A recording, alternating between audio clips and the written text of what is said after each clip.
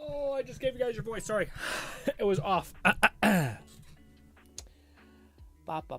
should be good. Let's turn this off so my computer doesn't have a heart attack. Let's turn this on so I can see chat vividly, clearly, and all that. Oh. What's good, Ryu? Ryu says, hi. What's good, Ryu? What's good, Lo? What's good, Fluff? What is good, everybody? Hopefully having a lovely evening, night, or morning, whatever. This, open up that. Lovely. Good. Go to chat so I can see old messages. Ladies and gentlemen, today is going to be kind of an everything stream. We're going to probably do some React. We're probably going to do some Wither Waves. We might do some Zenless, but we also might just say, fuck it. I want to see what Amon does and his skills, because I've had that tab open for like 2 streams now. I'm still like, I'll get to it. I will check that out in a minute. And it never happens. So, we shall see. But, what do you call it? This was the only game which I played a little bit when I was over vacation in Portugal. So, hopefully, I didn't drop behind too much. Although I didn't do a lot of the events because it's really hard to like game on an iPad. But people who were doing that, it's hell. I think you can get like a controller adapter and just slam that boy in there, and hopefully it'll work, you know. But yes. Also, Jesus, why? Why? Cat just donated $20 and said, Valve Dengard. Well, first of all, thank you so much for the generosity, Cat. That's huge. It's crazy. We are good to go. All that stuff for Risk of Rain week. In fact, we might have enough to actually just get some all the DLCs unless I wasn't able to get them, which that's huge. Anyways, but I don't know if I need them or not. We'll see. But anyways, we'll get to that next week. But it says why in the comment. Oh, for the Valve Decade. Listen, man. Cat, I wanted to wait to talk to you about this, but dude, I don't even know, man. I have reached like the cycle of grief, essentially, where I was so gosh darn happy about all this stuff, like the Valve Decker, the headset, all that stuff, and I should have known this. It's been in like this purgatory limbo hell forever, and it does look like it's close, but I am so spent emotionally on like the ups and downs of like, man, maybe this year, not this year, next year. Okay, maybe not next year either, but the year after that, and you're just like, I don't know if I can wait that long, you know? So part of me is like, do we go big screen beyond with eye tracking? Maybe. It looks like it might be smaller form factor. I don't know. And it's pretty good quality thing. The lenses apparently are crazy. I don't know. I don't know. But what I do know is, boy, if it was, I gotta hold out. I gotta hold out at least for the end of this year on buying a cool VR headset, because yes, but it is pain, it is suffering. I wish it was out, and yes. Also, Ryu says, another Genshin Impact copy-paste game? Oh, I don't think so, Ryu. I think this game is fire, man. Especially, like, people got, like, a cool, like, they got, like, a big love for Genshin. And to me, I'm like, man, I don't think people realize Genshin has gotten, like, surpassed, at least for me. At least for me. This game is everything I wish Genshin would be. So, yes, but that is, yeah, maybe. Like, it could be, you know, but, different based on what you feel as a person, but I feel like it's pretty uniform. This game has a lot of stuff going for it, but yeah, who knows. Kat says, you don't need DLC as we share unlocks. If you love the game, I highly suggest buying them as they only add more fun shit to do. Okay. I don't use VR to the point where I just wait to see how good the yeah, it's probably a good point. Yeah, to me, man, I just am waiting for that, like, that deal. You know, that's, like, what's really, like, oh, my God. But, like, if I could get something that's, like, that was worth it. Like, that is the hope. But I don't know if we're ever going to get that. But a man could dream. But, yeah, it'd be really cool to, like, because I feel like every VR headset I see, well, with the exception of, like, Meta tends to give you a lot of bang for your buck, but they're all also, like, they have some of the worst, like, practices ever, like, business practices ever. At least to me, I feel like their software is constantly clunky. They always have to have you be online. Like, every time I update the thing, it doesn't work, and like it's just inconsistent, etc. Which that's the one thing I've heard about Valve, which is like, now you buy something and it just kind of works. It's pretty good and it does its thing. Like, people right now are using like the old Steam controller now, and it still works great. And that thing's old as hell, was discontinued, and yeah, you know. Also, what's good, Phrolova? Phrolova's husband. What?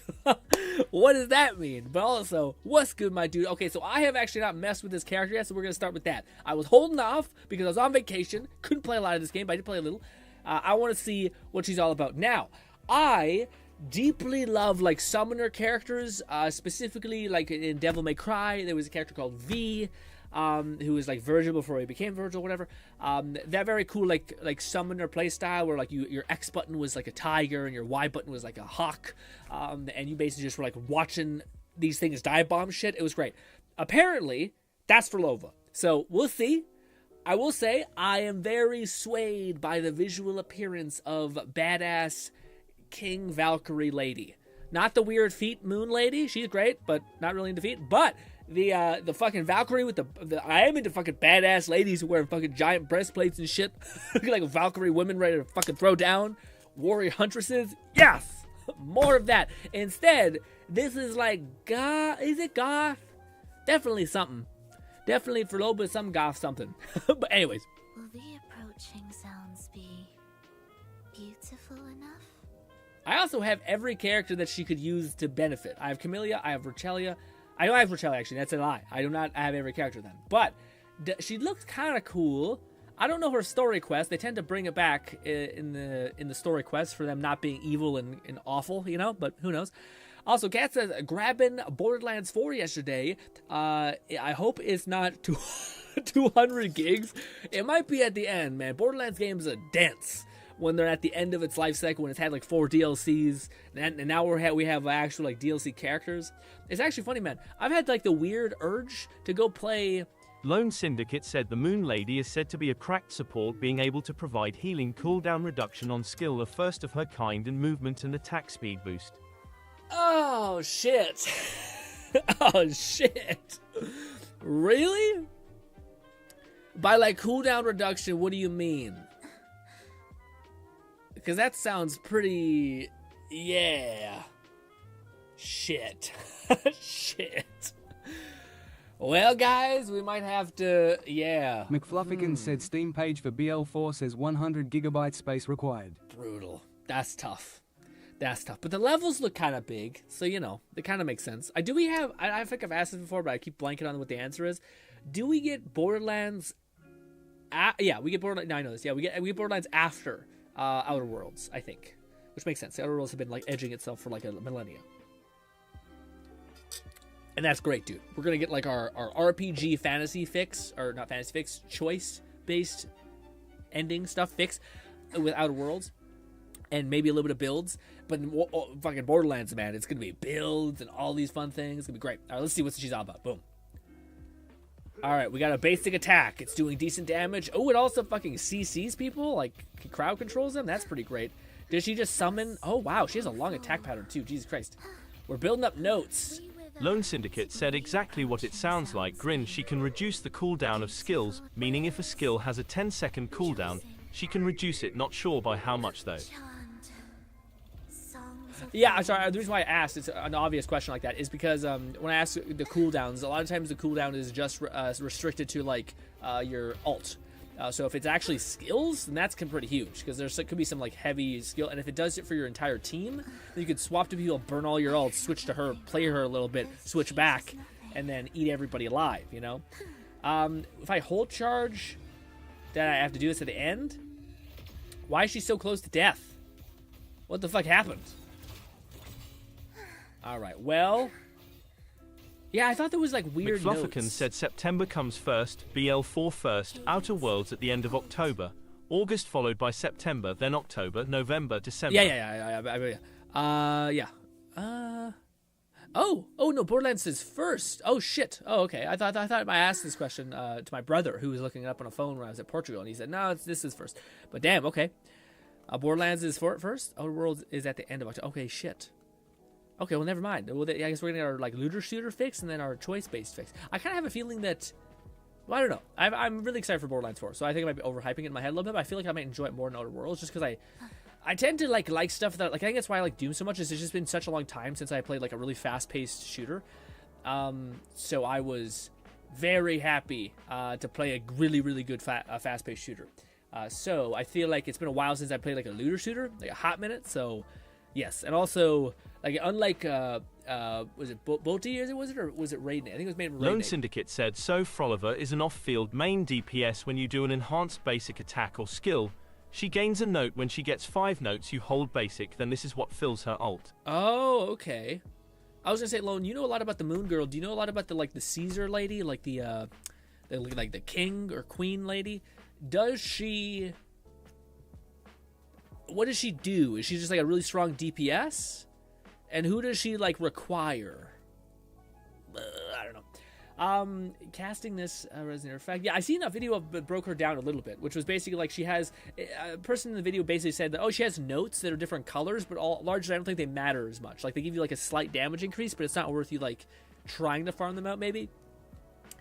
But yes, so okay, we attack a lot enough, and then eventually we could have like a cool effect. Do we hit both of those or just any of them? So we attack a bunch, and then we get a choice between Y, which is that, or we attack 4 times, which actually does that quite fast. Do we hold charge? Oh, does she have like a cool thing? Oh, that's kind of cool. So she's like, we should have known this, a ballet, a ballet type vibe. Okay, so hold charge just is like is a combo breaker, so it doesn't actually change anything. You still get to spend your special charge. Gotcha. Okay. Yeah, let's actually try ripping everything else. I still don't know how her ult works. I still know you go into a weird puppet mode. I'm not in love with the gameplay. It's just me being biased, but like it's not quite what I wanted from Summoner. Like for me, Summoner is something that like I could run around and like do that fine, but every time I hit square, it will like Lone summon Syndicate something, said or Sun Y, Rail it'll is a summon main another type of thing. DPS. Not sure what her kit does. I know she uses her thighs to swing her sword though, and her ult looks badass. Yeah, she hits with her legs. I wouldn't say thighs, but probably whole ass legs. Maybe it is just relegated to singular thighs, but who knows? We'll do this. CC people. Do this. Bang. Bang. Man, that fucking Rochelia is an animal in herself. We'll do this. This. Oh, damn it. I gotta hit 1,000 times. Stop! Actually, we were enough to switch off, I think. You're only just trying to farm out your special thing. So now, we should be ready to rip. Maybe. That was pretty decent damage. We'll do this. We still don't have her ult available, which is a little cringe. Oh, right, her ult is not attained via normal means. Right, we have to do special things. Now that we have full... Oh, wait, now do we hold charge? Activate the song, activate this. And now, stuff, things, attack. Everything dead. As always, they've made things in the test arena not very good if you even slightly know how to activate other characters' abilities and stack damage enhancement. But hey, so she's just chilling. Does Y do anything? Does her hold charge do anything? No, we just button smash. That's kind of lame. It'd be cool if you go combo heavy with the little, like the summon thing. Yeah, it's not quite what I was hoping for a summon thing. It feels like kind of like a tower defense ult, where like you become the tower and you're Sauron and commanding things to fight slightly. But it's not. Yeah. Hard to describe, but it isn't quite satisfying. Lone Syndicate said Phrolova also scales off of echo damage, which is why Jellyfish Lady is good with her. Right. And in her ult, this is when you would swap to another character. Oh, I thought I read something that said that when you're in her ult, you would if you switch off, it cancels it or something. Huh. Okay, let me run this back one more time, real quick. McFlufferkin said personal ZZZ banked pull status update. Woo! I have 203 pulls worth. I should probably grab a 30-day membership to make sure I have enough for the next. Shit, yeah, I forgot to do that. 5 agents. I forgot to do that for me too. We'll do this. All of our skill cooldowns things are up. We'll do this. Now we just have to build up charges and notes. I don't know what kind of notes we want to charge up, or if there's a rhyme to the reason or whatever, but I don't know. So now we do this. Well, fuck me. Everything died. Well, shit. Anyways, we would do this. We would do this. All right, okay, we're good. Now we go into big boy form, and then we would switch to you? And you would just run around and fight shit. Okay, that's kind of cool. So she's a persistent damage dealer outside of that. I wonder who you would actually choose to play as your secondary DPS. Rogelia, maybe? Anything CC'd? She does seem like she puts up more damage than the one healer lady. Yeah, I mean, that is cool. I wonder if you can build up stacks without playing her, or if you have to switch to her and play her a bunch. Well, I guess we should try to make... I want to see it, I guess. Yes. I don't know, I just feel like... once again, it's annoying that, like, the things in the arena, you can't just, like, start the thing again and keep fighting. We'll do this. Maybe we just don't want to have all of our abilities popping off.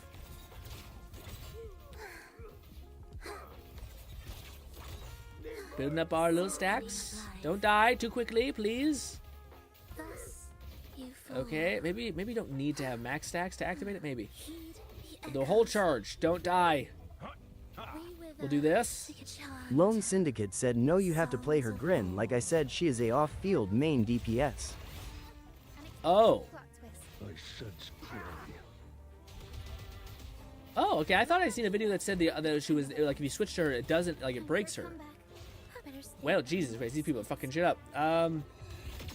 Ow! McFlufferkin said, just got my first Panyanhu, Panda Man. Ooh, Panda Man, good shit. Into the endless deep. Also, Fluff did mention the, what is it called? The, things he has, and I blacked out. Bank pulls it of 25 pulls worth. Oh, yeah, holy shit, 230 pulls is insane. Probably grab a 3-day membership just to make sure I can get the next 5. That's insane. You go for 5 agents? Damn. Yeah, what's the next characters coming in Zenless? It's the Gunner Lady and then whom? I should know this. The Gunner Lady and then... I forget. But we know they exist. I'm so sad I didn't get the Umbrella Lady because I think I'm going to be waiting for a while. I don't know if I want the Gunner Lady. Although maybe Lone was saying that she's a supporter, so maybe. I do love that Zenless is doing that. Or sorry, Withering Waves is doing that. McFlufferkin said seed or fee, then the 3 virtual idols, aka the Angels of Delusion. Okay, gotcha. Okay, so a seed and or I'm just blanking on what the other one. I know there was like the Gunner Marine Lady who looks like Jane Doe, but I don't know what the other one was. I'm blanking on that for whatever reason. It's annoying. But I was gonna say for if Lone's correct about that, which I believe he is, in Withering Waves, if one of the characters are starting to dabble in like attack speed increase or like decreasing cooldowns, that to me is huge. Like that's awesome. Lone Syndicate said, Fluff got this lock and you're gonna get every agent in Boom. 2 multis and win every 50-50. Easy. At this rate, I think everything is chaos. I have no faith that anything positive will come out of the outcomes of these polls. For me, I'm not talking about Fluff. Fluff will get it. Fluff will nail this. But for your boy, I don't know about it. I feel relatively hollow about my future polls. It just feels like either if I get hopeful or disappointed, it's all meaningless. And yeah, you know, again, it's like the last phase of grief or whatever, where you just accept everything and you're like, yep, is what it is. I don't know what to feel, but it's not good. Said Seed is the mech and Roomba riding pilot. Orphe and Nagus is the red-haired chimera with the gun tail. Okay, yeah. Chinatsu is the only idol we have in-game confirmation of thus far, but they seem to be 2.3. Okay, yeah. The mecha lady was interesting. The mecha lady is the one I seen that I thought, I don't know. I don't really vibe with that too much as I'm sure other people definitely do, because you know, mechs go burr, all that stuff. But yes. Okay. What else should we do in this thing? Should I just burn my resin? This is my plight with all of these games, is I just don't know what to spend my resin in. I could just keep buffing my existing teams maybe, but I don't know. I feel like it's really not the smartest thing to invest in characters that you don't have like their ideal team set up in a weird way. Sorry. So like this team, Zani is like super stacked. Like I think you only need like 2 like the characters. Like I think that's the best way to put it in my head is in Withering Waves. It really helps to have the character and then the character that supports them instead of weapons or constellations. It's just having like the 2 characters that synergize, because a lot of times the weapon will give you like 30 damage, but sometimes there's like the character that enables them does like 90% increased damage with an element buff, but also does a lot of damage to things themselves, whether it's heal, so it's not just the damage amp, it's all this other shit that comes with them usually. So as much as I like this character a lot, I feel like I was never able to make her fully good. But maybe if I just keep dumping resource into her, she'll be good. But I think I'm already pretty set. Yeah. And the artifacts are the thing that's probably could use a lot of work, but still. Also, I think it's up here we need to go. Yeah, so we got 230. It's not as much critical damage. It's also not as much HP, which I think she scales off of. So I don't really know what to spend my resin in. I have a lot of it. I have a lot of it banked. Also, I don't run out of space, man. I keep having to destroy my like artifacts because I don't know what I have. I know this is a problem. What is this? Let's maybe Lone do this. Syndicate said, I will say seed seems to be made for Orphe because Orphe scales off of and seed provides but Orphe can be ran without seed. You just need to run disc 6. Let's see. What does that mean? I would say seed seems to be made for Orphe because Orphe scales off of ER and seed provides ER bonus for Orphe. Can be ran without seed. You just need to do. Okay. Who is seed? Seed is the mech. Okay, so the mech and the Orphe. Okay, guys. So they both play off of each other. Gotcha. But you were saying that one of them doesn't require them, maybe?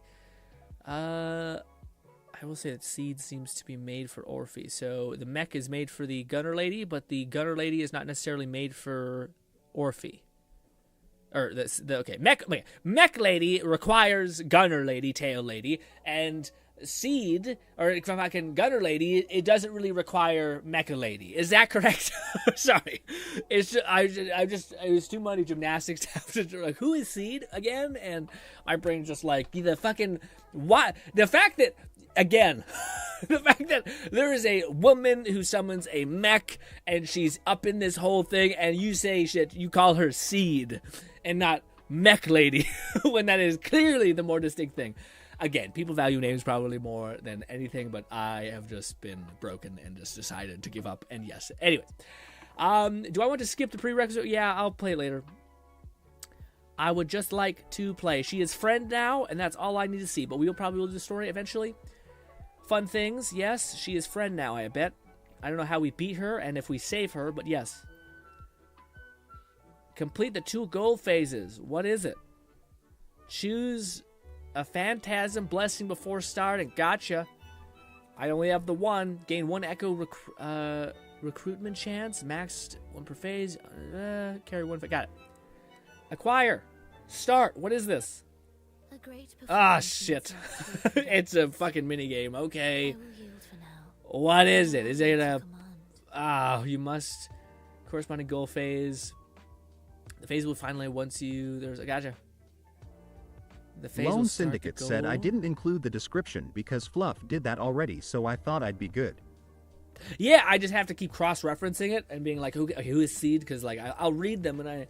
Again, it's not that I try to do this, but I read them and I'll be like, okay, like maybe you guys are amazing, but like when I read something, I'm not immediately like, oh yes, Seed will always now forever in my head be the mech lady. In my head, I'm like, the mech lady, who is she again? Oh, what is it? Seed? I mean, to be fair, Seed doesn't really signal in any capacity mech person, you know? I don't know. Whereas Trigger definitely feels like the sniper lady, you know? So it kind of goes hand in hand a little bit. But yeah. What do we do here? Proceed the next day. What do I click on this? Do I kill it? Proceed to the next day. This. What is this?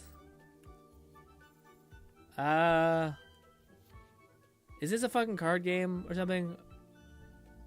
Gradually occurs once every 4 days, and gradually a dream blocks gravel on the current blocks. Okay, gradually. McFlufferkin said, for Gundam fans, yes. Seed is at least something we'd have some association with, given it was one of the first original series reboots. Oh, so Seed is a relevant thing to specifically for Gundam. Gotcha. I'm not a Gundam fan, so I went right over my head.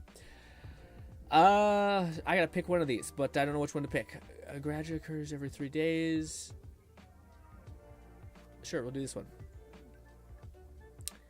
After a day's work, you're 1 step closer to your goal.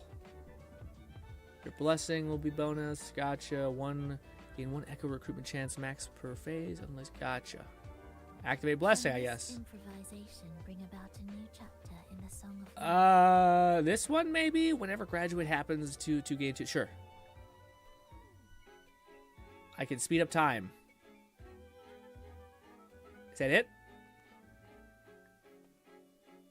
Oh, I skip to the next day, I guess? Oh no! What's wrong with him? When adjacent phrase echo is devoured, there is a tweet. Now I don't want to kill my people. whenever graduation happens to field that one. More power-ups for my people. Skip again, I guess. Yay, more money! I don't know if I'm doing this right. What do we got? Graduate occurs every 4 days. I don't know if we have that much time left.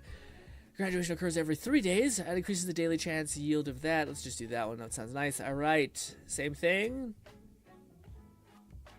All right. I don't really get what this is trying to do. I'm sure it's a mini-game, mobile game thing. We did it, apparently. Woo! Start each day at 30% chance to gain a gray echo. That sounds not terrible. Deliver echo daily command to yield. Let's do that. What's next? Last day. Money? Bang! Overshot. I don't know if I did it right. The future you chose. The fate upon which they in paradise depend. Okay. Let's not do this. I don't know what's happening. I don't know if it's the most interesting thing to watch as well. So we will try another event. Do we keep going? Can I just chill? Save and exit. Yes. That's something. I don't mind doing that on my time. I just don't know if it's the most exciting thing to watch. But, that's what we could probably do. Just burn our rest and do the daily grind. What are we wanting to upgrade? I don't want to upgrade you. Anything I can help you with? Don't talk to me like that. Too much airiness in your voice.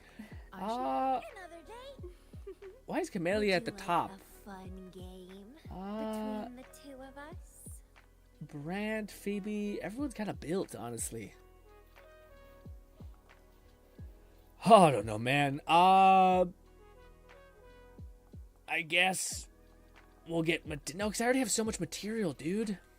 I already have, like, so many materials. This is the worst part, because I know a little bit about this game, and I know that, like, what I'm doing is not very good, like, or, like, pretty wasteful, and then in Zenless, I know nothing. So, like, I'm just, like, I don't know, nothing really matters here. McFlufferkin said like, Big Werewolf Guy, not Lycaon, is probably coming with the title update 2.22.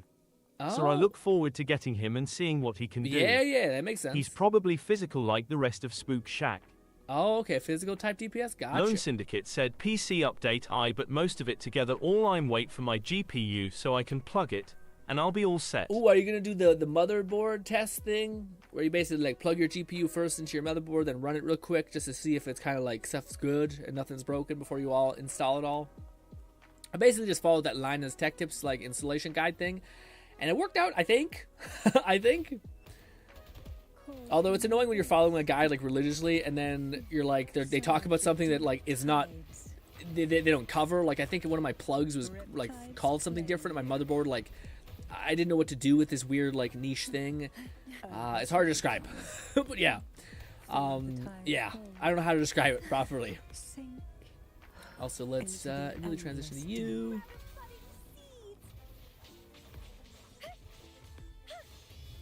Do this, blender, all that. Ooh, are you almost dead? Not really, dang it. Didn't get all my buffs before I switched to you. But yeah, it was some sort of weird thing with my PC where it was when you're plugging in like the power nodes to your motherboard, sometimes you don't have the right amount of slots that are specifically labeled as such. So I was trying to wonder how you could like splice one of them into another one or some weird shit like that. Or that like it ended up being like something that was just like not called the same thing. It was odd. I don't know. But that's awesome, Lone. That's hype as hell, man. That's actually probably a good idea to chip away at it over time when you get piece by piece. Worst case scenario, you just gotta unplug some stuff and like redo it, which is not that bad. McFlufferkin said it is strange that both of these gacha games have fairly recent umbrella-wielding characters. It is weird. That all make sense for the most part. Yeah. Jellyfish Lady, Goth Lolita Banshee, and Splatoon Raccoon. Lone Syndicate said, wait, what you said, GRINN test, what test? So I was following like the, it's like one of the things that they say you should do. I'm not sure if it's like you have to do it or if it's one of those things that's just like, it's really good, what is it called, foundational stuff. But basically before you, so long as you have your motherboard and so long as you have your GPU, your graphics card, you basically would plug in your graphics card into your thing. That's hard. I can't do this while I'm fighting. Give me a sec. I need to get to a place where I'm thinking because I'm also just not able to articulate it properly right now. Let's do this. Also, I just don't know the right name for it as well. Oh god, please don't tell I didn't have enough. Fuck. Absurd. Come on. The nerve. There. Sprout of budding seeds. Oh, good. They're gonna die. All right. So when I was installing my creating my PC or whatever, one of the things that the video asked me to do was something where essentially you take your graphics card, you set it on the box that your motherboard came in. You take your motherboard, set it on the box that it came in, then you take your graphics card, plug it in, and I don't know if you need to have your CPU in there first, probably. But anyways, then you put the power node in so it's working, and then you basically just quickly run it into your monitor, and essentially I think you're just trying to basically see if it's like booting up. Just so that like in the shipping thing, you maybe have like one of the pins on your CPU or something like that, or capture card, whatever the main thing is, the CPU I think is what it's called.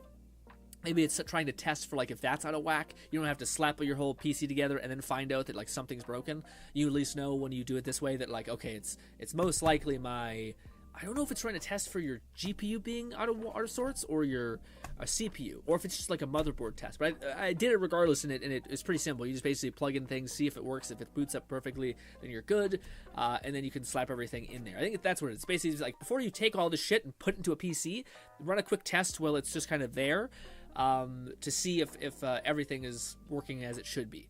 And then you can plug in all of like your fans and all these things that will help keep things cool, because you're not supposed to run it for that long. You're just basically trying to see if it's like everything looks normal.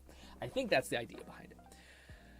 But it might be, again, one of those things where like the worst case scenario, you just put everything in your computer and you turn it on and something doesn't work. Then you just have to take it all out of your computer and see what's breaking about it, right? Run some diagnostic tests. Lone Syndicate said I already put most of it together though.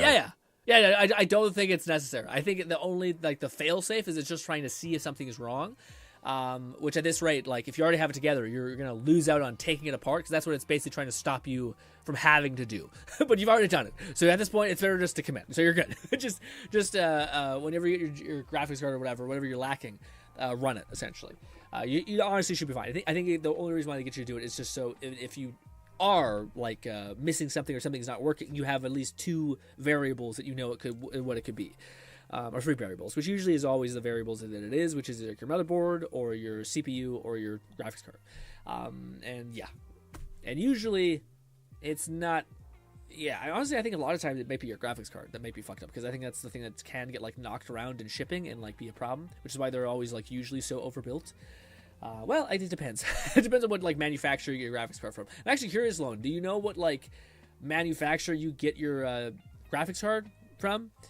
Because there's a lot of ones that are like MSI is usually the cheaper one, but it's kind of has some overheating issues, so it's fun. It's like it's kind of like a puzzle where like, yes, you could theoretically get away with that so long as you have sufficient cooling within your PC. So if you like double up on fans, you can theoretically manage this.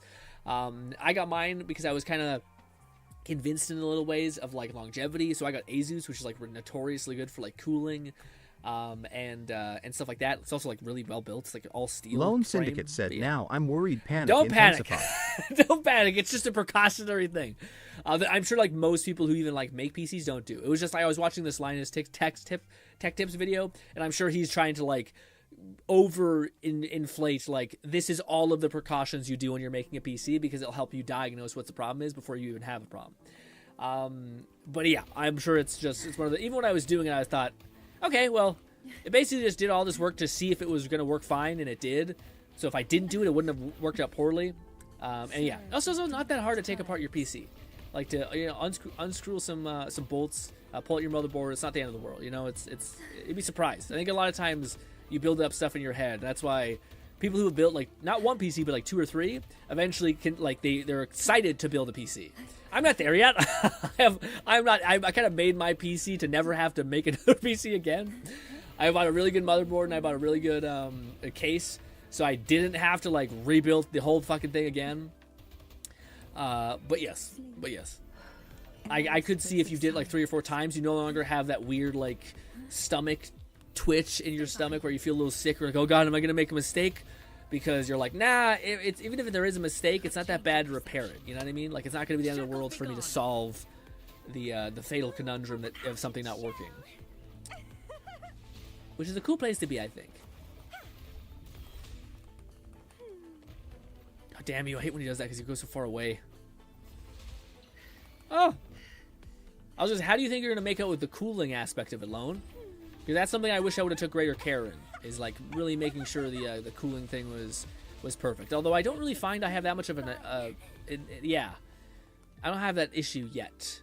I don't ever like feeling like my PC is pumping out too much heat, but that's also because it's huge. I think it's just like it has a good way of dissipating it in general.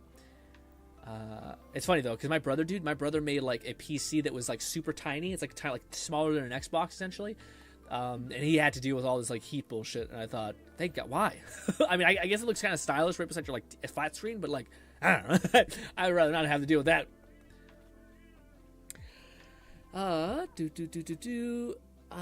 Fluff says, and picked pretty solid power supply. It's something pre-built tends to cut core. Yeah. Fluff always said that too. But like, you want to get it's like there's a rating system to it where it's like gold something, which basically says like this is not piece of shit. More like 4 fluffs, 3 intakes, and 1 exhaust. What does that mean?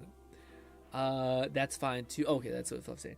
Fluff says you may want to look at buying some additional fans just in case. What sort of cooling do you have? Yeah, for your CPU. Yeah, for my CPU, I went with the traditional fan loadout, which was just like a radiator-looking ass thing. But man, I don't know if I have. I think that'd be something. Like, it's funny because I know this is how shit works with PC building stuff. Or like, I've heard people say this eventually, which is like, oh, I'm gonna do water cooling now, and I think you only get to that place when like, either like you're super obsessed with PC building anyway, and then you're like finally ready to rip, and you're just like all this knowledge that you built up over the course of a couple of years watching channels that do it, or you eventually make one PC, you do it, and you're like, cool, and then you're like, okay, I wasn't ballsy enough this time to do water cooling, but maybe next time I'll do water cooling. You're like, oh shit. And it's funny because I watch all these videos, and apparently it's not that bad, but in my head it's like, you're fucking dabbling with water constantly being a PC, what? Excuse me? And I'm sure it's not that bad, but yes. The only regret I do have with my PC is I wish I would have got a graphics card that had more RAM. It's the one thing that makes a big difference within VR. It's like a big difference, which is having like not RAM. Sorry, I always say the wrong thing. It's you can get a graphics card that have like memory. Like I think it's like 60 memory in it is the one that I've seen at the highest level, which is like I think maybe by Radeon. But it was touted as being like the best VR graphics card ever just because of the amount of stuff it had. Also, Prolux says, "What's up, Grin? Eagle here. Oh, it's Eagle. What's good, Eagle? How are you? But it's been a hot minute. Holy shit. How are you? Hopefully you're doing good, man." Also, we are listening to a weirder song thing today, a playlist. Hopefully it's not copyright claimed. If it is, well, you know, sucks to suck, I guess. But anyways, all right, we got all that done. Boom, boom. All right, lovely. Got some gems. I need to I have so much shit in my messages, but I don't want to deal with it. Also, we're about to reach another union level, dude. That's crazy. We don't have any more resin, but we will. We are overstacked, so we technically do. But alas, what else is there for us to do? This is always fun. So we might. No, sorry. This is always fun. So we might just do this. And also, do they let us mess with Phrolova?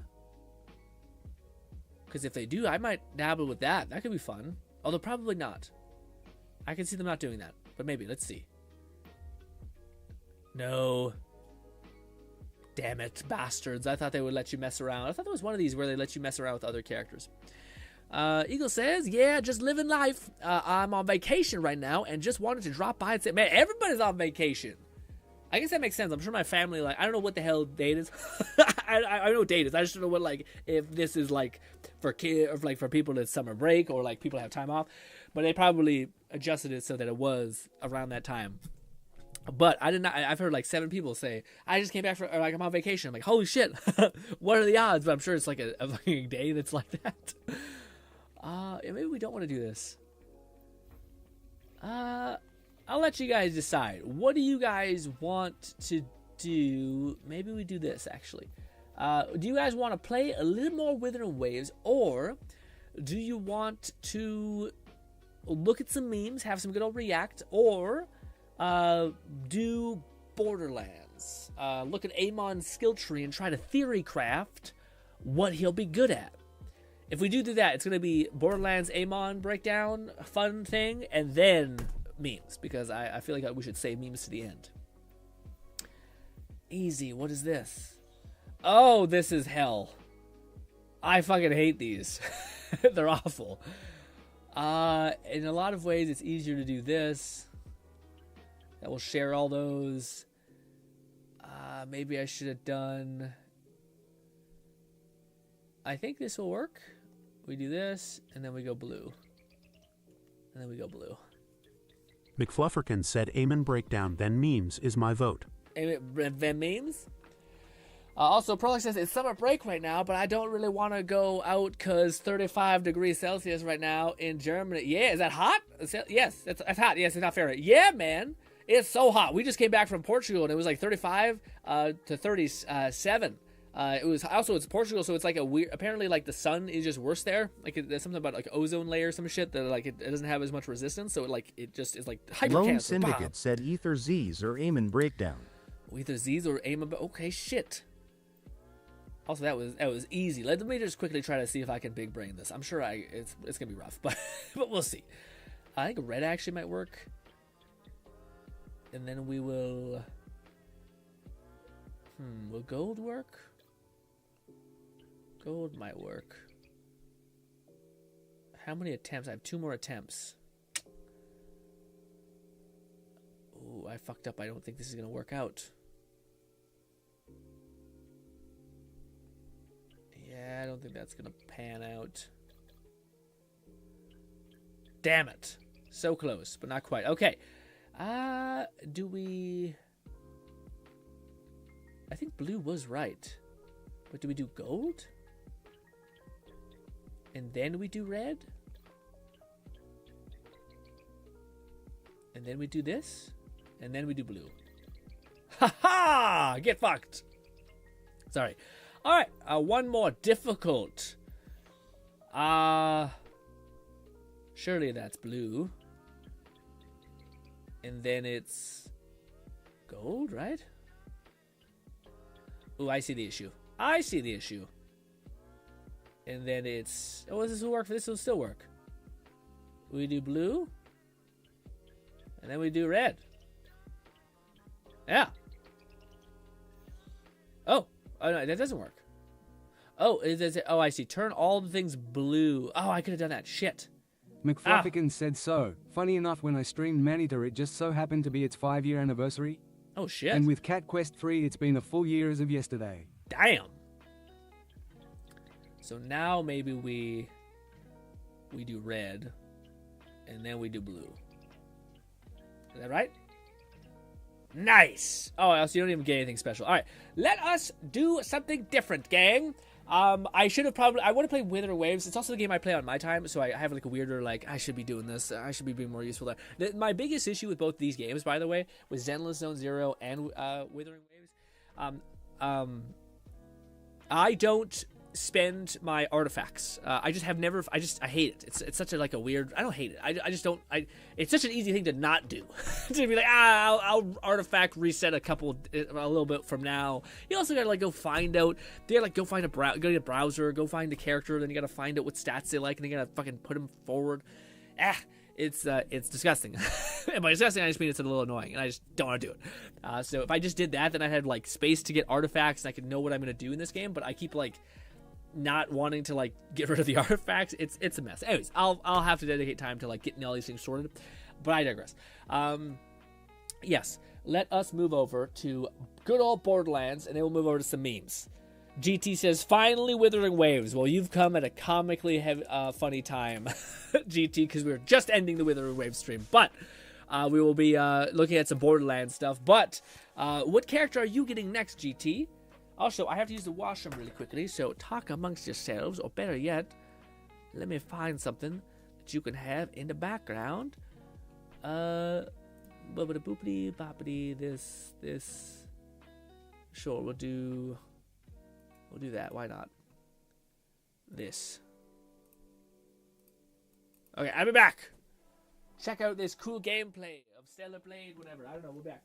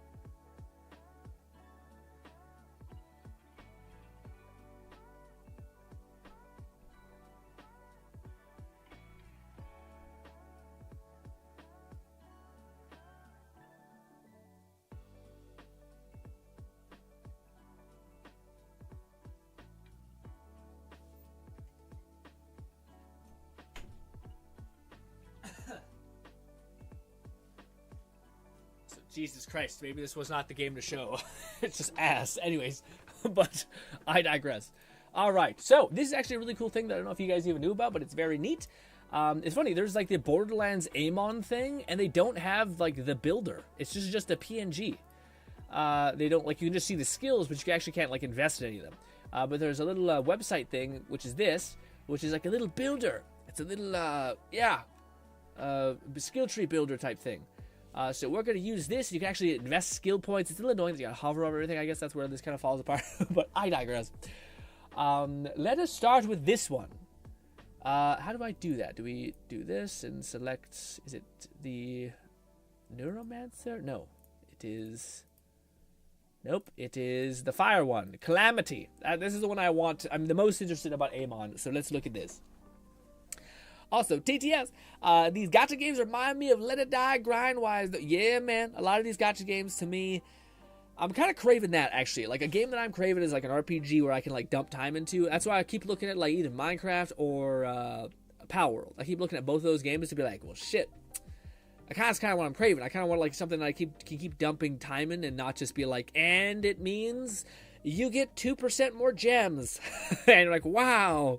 Instead of, like, I've dedicated my week to making a giant castle, and now I get to look at it all the time. And I am satisfied. Porlock says, so basically, like, 45 degrees Fahrenheit. Yeah, I think. I thought like a 35 degrees, what do you call it? If we did the math yesterday, I thought it was like 100 and something. Unless we're thinking about different things. So basically, like 42 that. Alone says, just do the Amon breakdown since I'm fine with it. Yeah, I kind of want to do. I've been looking at this all week, and I'm curious what the heck all of his skills really do. I've seen some videos, but I haven't finished watching them. So yeah, let's do this. GT says we always come. Yeah, I know. GT. I feel like GT plans this out. I feel like GT says, wait, now, now I'll jump in the stream. Just as you're ending it, bah, so you can feel guilty by not playing it. Dead AF, I'd go back into stream. I still need Perlock's web. Oh, you did get her. I didn't know you were actually going for her. That's huge. Okay. I don't like how the puzzle event is time gated. I need my my finding assets. What do you mean? The puzzle event? Okay. Yeah, I also on a lot of gems, and it sucks because I'm pretty broke ass on Genshin, or not Genshin. Goddamn this game, Wuthering Waves.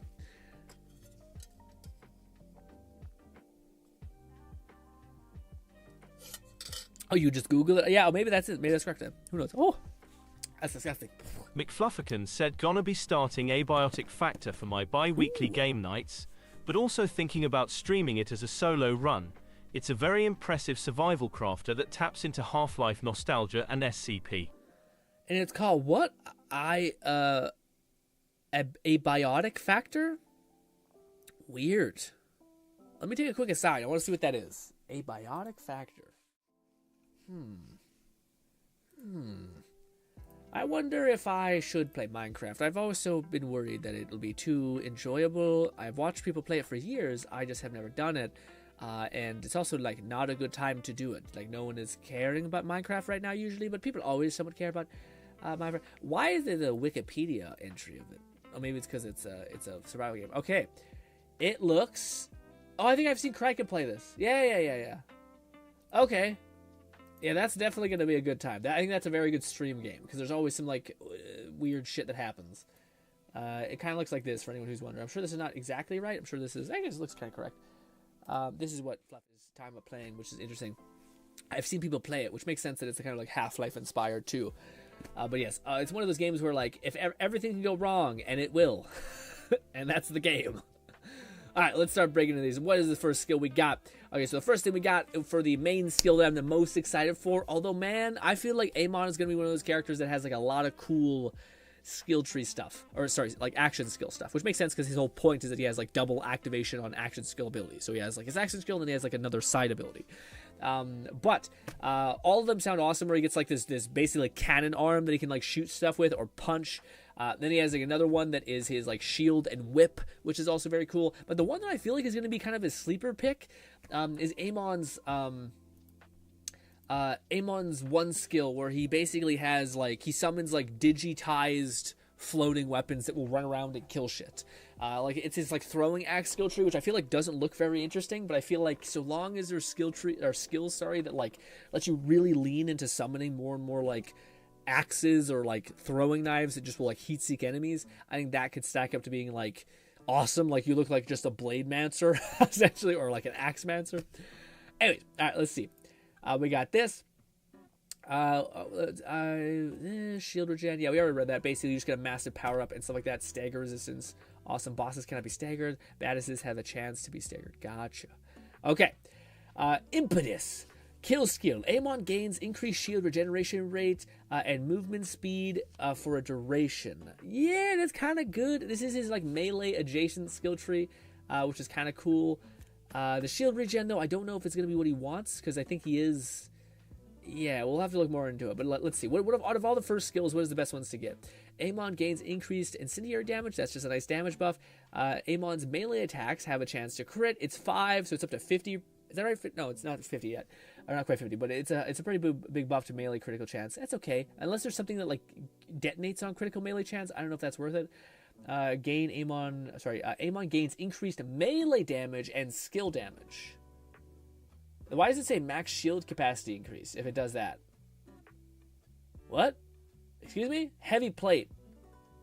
I guess it does both? Because it just says shield capacity. It doesn't show any of that. Anyways, that's weird. I don't know if that's like a flaw, but anyways. I think the best one here is probably the raw damage increase. And then maybe the critical one, but we're going to go 5 out of 5 into raw damage, which is decent amount. It doesn't actually stack up, unfortunately, with its max investment. But anyway, I'm not sure what you guys would pick out of that lot. But I think you can't go wrong with just base damage increase. You know what I mean? Especially with fire, which, I mean, maybe fire is, like, it's too specific. Well, maybe it is good for going just, like, melee damage because it applies to everything. McFlufferkin said so, with Rafa being stated to take inspiration from Mose and Axton, at least for his exo-mounted turret action skill. I'm wondering if he's still the hunter, assassin, operative, or if that's Harlow. Yeah, Harlow is the biggest question, I think, for everybody. Harlow, to me, like, they keep saying that she's like an elementalist. Like, that's like she's replacing the Siren in this game for being like a heavy elementalist. She's like a Maliwan trooper. So I'm super interested to see what that is. I wonder if she is like, it would kind of make sense to me if she had, like, she could get into the Maliwan mech kind of suit, like the giant bio suit. That would kind of make some sense. But I'm really curious to see what she's all about, because, I mean, how much can you do with just elemental stuff? Like, it's kind of limiting. Like, I'm sure they would say, like, oh, this guy is basically like a skill tree master, but it doesn't articulate, like, what you're going to be doing while playing them all the time. Like, what elemental thing does she do? Does she, like, summon falling meteorites that constantly, like, trickle around everywhere? Did they just take all of, like, the spell abilities and shove them into Harlow's skill tree? I kind of feel like that's more likely. So they took all the Wonderland's, like, cool AoE spells and shit, and they just gave it to her. But we'll see. Also, did you ever play Baldur's Gate 3? I did not. It's on the list, but it's kind of low on the list just because of how many other things are on the list. McFlufferkin said Vex is the summoner pet class this time around, which is fine since Sirens are not locked into a specific role, outside of having space magic rather than high-tech stuff, although less elemental. Well, that's the whole, like, lore mythos of, I think, Harlow, where she, like, she's seen Maya, and then she basically tried to like embody that stuff. So she tried to, like, rebuild Maya's siren powers with just her tech. So I think that's her whole angle, is that she's trying to, like, see if she can reach for the stars of, like, what it means to be an elementalist or, like, a siren just by using technology.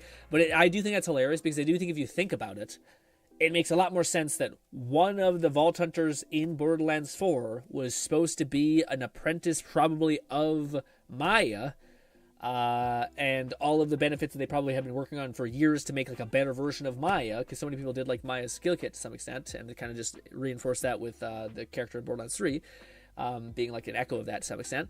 And then it's funny that they're like, yeah, we made this character called Harlow, and it wasn't actually supposed to be the character, what's her fucking name? I can't think of her name, damn it. But the character everyone hates in Borderlands 3.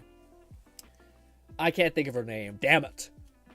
But I think that's much more likely. Then like Harlow was just swapped out. said, sounds like Harlow is an homage to the original concept of what became the Sirens, the scientist class role. Oh. I'm still very much interested in her as my second yes, priority. Yes, I'm really curious to see what she is, because like to me, it's weird, man, because they use terminology that I don't exactly love. So like in the trailer for Rafa, the guy basically said like, oh yeah, you can get some crazy good melee builds with Rafa. And to me, I'm like, okay, that's great, but like what I like about a melee build is like basically if somebody gave me like, this is a melee build, but without melee, this is grenade builds. They said that Rafa had a grenade build, sorry, not a melee build, a grenade build. And if they said, hey, what if I gave you a grenade build that just wasn't grenades, but instead it was elemental powers? Would you like that? And I would be like, absolutely. That's kind of where my like favorite build, which was basically in Wonderlands, where like you could have like these floating drones and like a crazy amount of output on spells. So you always felt like you were doing cool shit. Like you could have like spells that were basically like really cool shock, like explosive grenades, and then you'd have these like Tediore skulls that would just fucking annihilate shit and basically acted as like floating Moe's grenades, like tracker grenades. So it was just a fucking awesome way to play. Anyways, but I'm wondering if that's gonna be the Harlow. I wonder if they're going to basically make it so that like, yeah, she's not a grenade person, but maybe she has like an action skill or an ability where she'll like have like these elemental orbs that will fall off of her or like pop off of her, and they'll just like rip everything in front of them to shreds, like applying like a dot of fire or a corrosive or something like that. And to me, I'm like, well, that sounds fucking awesome. It's kind of like the parts that I liked about the grenade build, because we don't really have what I love, which is a grenade or explosive build. Sorry, we have grenade builds, we have all that stuff, but we don't have like my most desired character in the entirety of the Borderlands series. Like if you could say, hey, if you make any character, what would it be? I've always loved this concept of like Son of Torg, which is basically like a full, like if sirens are basically... McFlufferkin said the teasers so far keep showing Harlow with a special heavy ordnance weapon. So I imagine she'll have a tree that specializes with the heavy weapon side of ordnance, while Rafa is the grenadier. Yeah, it makes sense. But the character I want all of them is Son of Torg, which is basically like, and this came from like a thought from me where like I think in Borderlands 3, or maybe it was 2, but they basically talked about how like Sirens' biggest thing is that they're like elementally aligned in some capacity, or not biggest thing, but it's a relevant factor I think to them. And it was right around the time where they took away explosives from being like an element. So explosive damage ended up just being like AoE, and beforehand they were like a special kind of AoE thing, and it was they just kind of dethroned that to some extent. So to me, I always wanted to see like essentially that, which is like, what if there was a siren that was like the Enigma, and wasn't like using fire or any other element, but was actually using like chaotic explosions as his thing. And I always thought it'd be really cool if like Mr. Torg had like an apprentice or whatever, because I think Torg is such a character. And to me, I wanted like Son of Torg, or this concept to basically be like an explosive character, or an explosive siren, that was raised by Torg essentially. And it was very reminiscent of like Krieg. Which I thought would be like a really fun concept that would fit so well into like this chaotic nature of all this stuff, and to kind of like empower explosives. McFlufferkin said, unfortunately, with them changing explosives as an element to now being splash damage, what we have right now is either Eamon or Rafa is the closest Boom King motif. Yeah. That's kind of why I wanted it, is because I think it would have been a cool thing to be like this, and that's kind of what they're doing with like the Siren or with Harlow, where they're like taking this established baseline, which is like, you know, these is how things usually work, and they say, well, this is actually the contradiction to that, like a siren that actually isn't based on elemental stuff, but instead is based on like summoning the undead. You know, like I was hoping that they would do something like that, but we'll see. Anyways, back to this. Sorry, taking so much time. Master the Storm, increased status damage and stuff like that. Gut punch. What? Ellie damage. The ordinate damage have a chance to apply weakness to enemies. That's kind of huge. Just a weakness apply on ordinate effects. How much? What does that mean? Weakened enemies deal reduced damage and take increased damage. Weakened enemies. I don't understand if this is the best, because it says melee rate 20%. Did I miss something? Why does it say that? McFluffican said, I do like the Vengeance action skill for Amon. A shield and whip isn't a common combo, so it's pretty neat. Yeah, it's pretty cool. Plus, I it seems to be shock element, and that's always a draw for me. Oh, is it shock? I thought it was like cryo, but maybe we were probably right. It's probably shock, and then I think his like. Raidnade said, "Hey there, Grin. What's How good? you doing, my friend? We're doing pretty good. We're checking out Amon's skills, and I'm not understanding some of them. Titanium Knuckles increases melee damage. Yeah, so this is the melee build, so you can double stack melee and critical chance. So this feeds into each other a little bit, synergy. That's not bad, but I guess we didn't really go for that, so we'll have to see what we want to pick. Yeah, I guess I'd go with Weaken. I'd go with Fire and then Weaken, and then we'd buy one of these. Let's see. Whenever Onslaught is active, Amon fully restores his health and shield, and is surrounded by Forge Storm that deals damage around him. Kill skill, killing an enemy inside the Forge Storm increases the action skill duration. Does this have diminishing returns? If it doesn't, that's pretty huge. Anyways, Rocket Punch now has 2 modes. Gain increased radius and deals bonus damage based on Amon's max shield capacity. Okay, so I think this is his melee version, and then this is his like range thing. So if you want to go with Fire, which I think is what I kind of have him at right now, we would go with that, I think, for right now. So that's like a fire. Actually, no, it's a fire melee incendiary thing. So maybe I thought he had like in the trailers we've seen Amon like use like a ranged punch, but maybe that's just like a follow up thing. Maybe like you do melee damage, but you also like shoot at a thing. So it's kind of like so you can kind of get melee without it being forced to only be melee. Who knows? But yeah, that's neat. I need to spend some other points. We'll put 2 in here. Just get down the. Oh, fuck! I probably should have done that. Probably should put that up here. Shit. Also, Raid says, Howard, I'm doing pretty good, Ray. How about you? What you been doing today? How's your vacation going? Love says, I could be subject to change, but I figured the melee rate is how fast you can melee again. Ooh. Essentially, melee fire rate. That's huge. That's really fucking cool. I wonder what his melee thing will be on when because his melee changes based on what action skill you have. I think for when you're using his like ice one, he has the whip, and then when you're using the other one, he has the axes, and this one I think you probably may just have a fist, like just a punch. Yeah, maybe we do go like full on melee build here. Well, let's keep going. Forged in Steel, Amon becomes immune to all damage and brief duration when Forge Storm is activated its Forge skill. Okay, that's okay. It's 1 point, so it probably is not bad just to pop in there. If you're like about to die, you pop it because I do think this gives you like a bunch of health and shit. Kind of like Krieg's like come back from nothing kind of thing. Anyways, whenever Amon applies status effects... Raidnade said, I'm doing good. Just got back from a cousin's baby shower not too long wholesome. ago. Good that you're paying your dividends for being a nephew, not a nephew, but you know what I'm saying, being there for your family. He gained gun damage for his duration. Ooh, but this is a stack skill. Gun damage per layer. Oh, okay, so that means maybe the more status effects you have on layer on an enemy, the more you do, and you have 5 stacks, so there's 5 elements. Okay. It depends on how easy it is to apply elements. I don't know how... Yeah, he doesn't have anything that, like...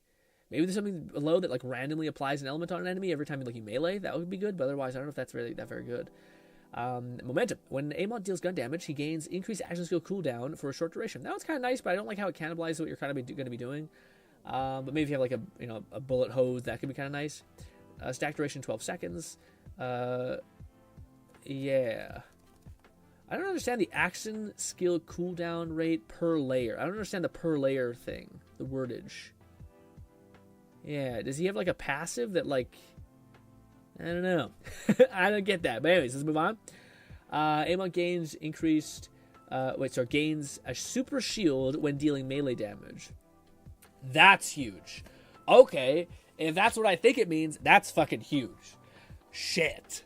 Let's reset. Yeah, let's go full on balls out thing. Let's reset. Let's go melee chance. Get the melee punch. Get the increased melee damage. And then get this. Because now that's pretty good synergy. So you may also... What was the other one with melee rate? Yeah, maybe we want to put more points in there. We will if we want to push more down. But I was about to say, because the melee and skill damage is perfectly feeds in that. But this... every single time you punch, just like land a punch, you get a chunk of shield. So you can just keep, and if you have melee like speed increase, which is melee rate maybe, then you could just bop, bop, bop and just start chunking your shield. And I do think at 5 out of 5 with 3% would be a pretty decent amount. Yeah. giving you, and yeah, it's funny because like that would to me at least make much more sense than going down the road of like improved shield recovery rate, when you can just easily get your shield back. And also there was another thing here where it's like more layers decreases cooldown. That could also synergize, so you can keep like running and shooting and hitting enemies. Sorry, but anyways, that's the much more synergistic, I think. So that's fun. That's huge. That's basically like a self heal. And if you have like a really dense shield, I'm curious if it says super shields. Does that go over your existing shield? Because dude, I wonder if that's how that works. Because there's other shields in this game that are called armor that just have a much higher resistance built in. So I wonder if you were to basically have an armor shield that basically gives your whole health bar and everything else resistance, but then if you were to layer on top of that a super shield, and if it would benefit from the resistance of the built-in armored shield that has greater resistance and less capacity. Yeah. I'm curious. I'm also curious of what that scales. It probably would scale off of your base shield's capacity, I think. Anyways, I'm not sure if that's how that works, but let's see what this rest is. Berserk. We probably should read all three of these and see which ones are the most interesting. Fallen Frost, sorry. Passive action skill immediately after a rocket punch causes Amon to use follow-up attack. Pressing action skill immediately after a punch will get him to do a follow-up attack, dealing cryo melee damage in a large area of effect. Non-boss enemies hit below 250 are instantly killed. That doesn't seem as exciting to me. What are the other ones here? Ooh, that's pretty huge. When Amon's shield breaks, he gains Bloodlust for a duration, gaining increased reload speed and lifesteal. Lifesteal is huge. 3% to 5 of 5. That would be pretty decent. Also lasts 8 seconds, so you don't need to it doesn't need to be crazy. Amon gains increased maximum health capacity, more melee stuff. When Amon's shield is broken, it practically restores the shield. That's kind of huge. These synergize. So when his shield breaks, I think his shield. Oh no, this is Nova. I thought it recharged his shield.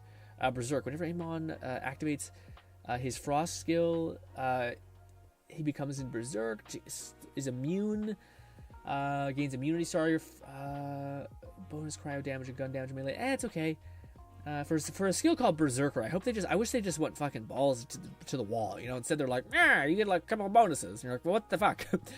There is no red kill skill. Whenever Amon kills an enemy with Berserker is active, actively restores Berserk's duration.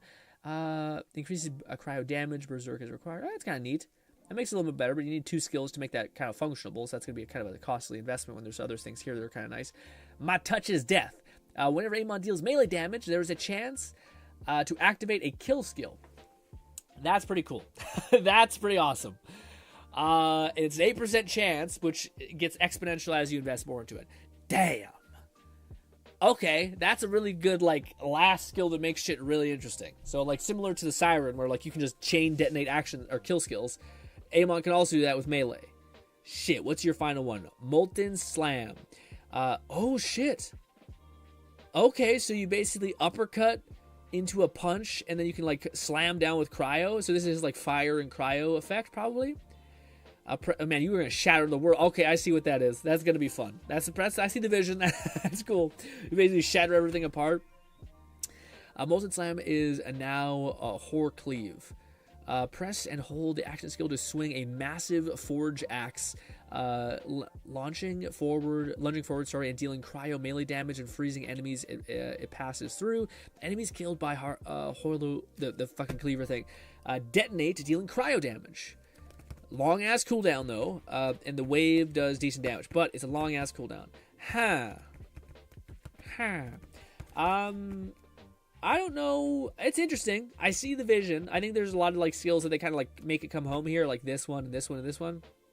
So I don't know why you wouldn't just come over here and get like 1 point of this just for lifesteal, just so you're getting a shield gain and you're getting lifesteal.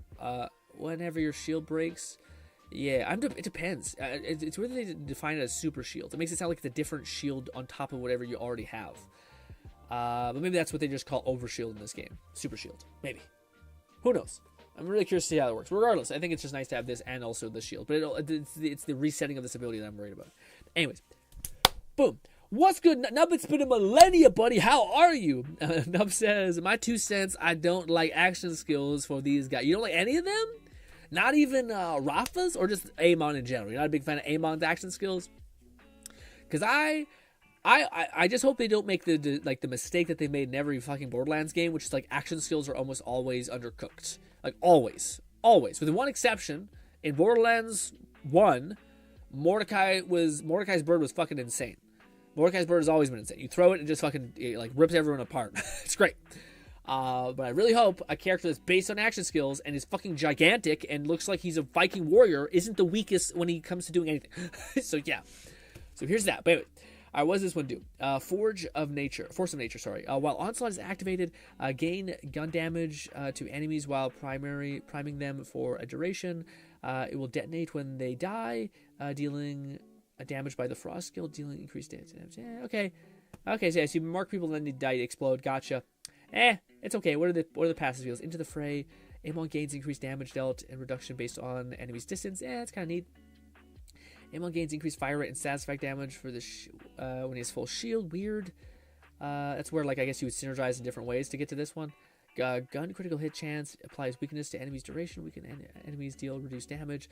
Take increased damage. Weaken this. Okay.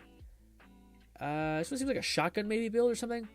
Skill, melee damage, and max shield capacity. Okay, so this is also a melee-ish build. When Amon deals damage with melee, his current gun is refilled. Okay. When Amon's kills a weakened enemy, detonate, increase incendiary damage nearby. Yeah, it's basically just an AoE punch build, I guess. What is his capstone again? Molten Slam. Increases radius and store damage. Pyro erupts upon 2-3 enemies after delay. Okay, so you slam into someone and then you like basically summon these geysers that will basically smack people down. Huh. Interesting. Nub says, I want one that makes me pew pew better, not change my pew pew. Have you seen Rafa? Or honestly, Harlow sounds like that's going to be your pick. I feel like Harlow's going to have a lot of stuff where it doesn't stop you, like require you to do something completely different, you know? Although, isn't there a character like the Siren who also does something similar where you go into like a phoenix death angel state and you just have wings and then like it like bleeds into her weapon and like elemental damage and stuff like that? Rafa is all about equipping new guns. I want one that makes me pew pew better, not change my pew pew. So you want one that like does more gun damage and like has good accuracy and like sniping kind of stuff? I don't understand what you want. The food was great, says Raid, also with the wedding. That sounds delicious and good. Yeah, I don't like this one. This one sounds pretty bleh to me. Even that is not very good. I'm sure it's gonna be giga broken in the game, but I'm making myself look like a fool. But what's different? Anyways, let's see what this is about. Fulminating Fist. Fulminating Fist, I guess. Amon gains increased status effect chance on onslaught activation. Press activation skill to launch a concentrated light wave to deal shock melee damage. Okay, weird. This is very Doomfisty. Okay, weird. Whenever Amon applies shock to nearby enemies, increases critical hit duration. This is also a layering thing. Okay. Dragon's Breath increases whenever Amon activates his ordinate, his next shot is converted to incendiary damage, staggering enemies. Okay. The next shot, or just like one shot, or multiple shots? Must be multiple. That'd be too weak if it was just one shot. Amon deals, unless it's a bazooka. Amon deals increased melee damage to enemies below. I hate these fucking perks. Amon gains increased status effect damage based on his shit. Yeah, these are not very good. The one I guess I kind of fuck with is actually the first one, which is weird. I thought I wouldn't. Amon gains increased status effect damage based on his shield. Weird. Whenever Amon burns an enemy, he also shocks them. Whenever Amon shocks them, he also burns it. Okay, so that can apply this one skill that I was wondering. They keep applying like layering. Like, so if a lot of enemies have elemental like stuff on them, then what do you call it? You'll do better damage, get more gun damage, stuff like that. I guess that's kind of how it kind of synergizes a little more with that one. But anyways, Molten Slam is now Storm Cutter. Press this to activate a massive forge sword, launching a forge wave that deals shock melee damage to nearby enemies that it passes through. Restore action skill cooldown, action skill duration, and ordinate cooldown for each enemy hit. That's kind of cool. So you can really spam your action skill, or sorry, your ordinate weapon probably. That's not bad. I don't know if it's good either, but it's not bad. Also, Nub says, I don't need accuracy as long as I have an anarchy. I'm about to say, so you want what's her name? You want a gauge build. I don't know if there's any character that, I guess there's someone with, I thought the Siren had a little bit of some gaugeness to her. I forgot what it was, though. I thought it was some sort of stacking buff, though. But anyways, yeah, I guess for me, man, if I did go down the skill tree, which now I'm kind of second guessing, because it just does not seem, it seems kind of cool in some ways. I just feel like these are not as good as I was hoping. But, yeah, I'd probably get this one. Probably like 1 point into this, and then get a lot into Berserker, because they kind of synergize with that.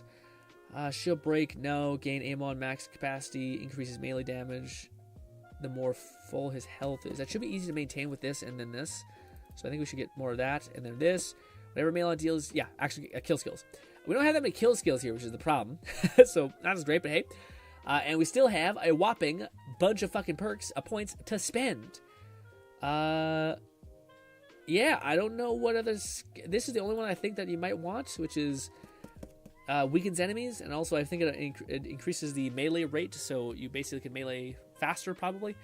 But that's neat. But that's kind of the build that I would rock with. It's not too much synergy with him, which is why I might go Rafa, because with Rafa I feel like I could see a lot of stuff that synergized with him, but maybe it's just this skill tree. It doesn't quite seem like it's ready to rip. But anyways, let us change to the green one. Wait, no. The only other one I'm interested in is this blue one. I just don't know what the blue one is called. Vengeance? Yeah, the Whip and Shield. I feel like this one would kind of be cool. Playing off of like Athena's like shield return to sender type shit, where like you basically take a bunch of damage with your shield, and you can throw it around. Is how Athena worked, but with him, if you take a bunch of damage with your shield, now you can whip really, really hard. Which is great, but it's not so great when enemies don't fucking attack you. So that's why I'm like, this is cool, but I don't know if that's gonna play as well as it hopefully should. I don't know. So what if you had to pick a character now, what character would you pick? I'm feeling like you would go with the Siren, but I don't know if that's wrong.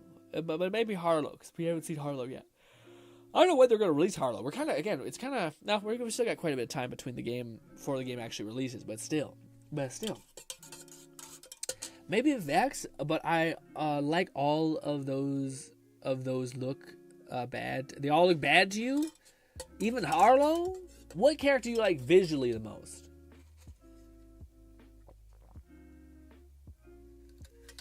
Now, but what skill tree would you go down if you play Vex? Would you go down the Angel one? Because the Angel one, I think, is the most similar to Anarchy. I don't care about vision. Really? Oh, man, that's crazy. I feel like you gotta care a little bit about visuals. Nothing? I guess that kind of makes sense. None of them are, like, visually standouting. I would say Amon does look pretty badass, to be fair. All right, what about Wrath of Nature? Amon gains increased status effect application on cryo effects. Yes, I think this is his fire skill tree. This is his ice skill tree. I thought that was the case. Yeah, I thought it wasn't electro. I thought his shield and thing is cryo, which is actually I think way cooler to me. So he shatters things apart. Apply cryo effect. Yeah, it's doubled. What is it doubled with when you activate your action skill? Okay, it's not bad. Amon gains increased ordnance damage. Ooh, and magazine size. Is this an ordnance build? In here, maybe? The Thrill. Amon gains missing health regeneration. Every time Amon takes or absorbs status effect damage, he gains a stack of resolve for a duration. This effect, this will increase this effect. Okay, so he gets health regeneration. Okay. So the more he has like elements ticking out at him, the more he'll be getting crazy health regeneration as well as health value recovery. Okay.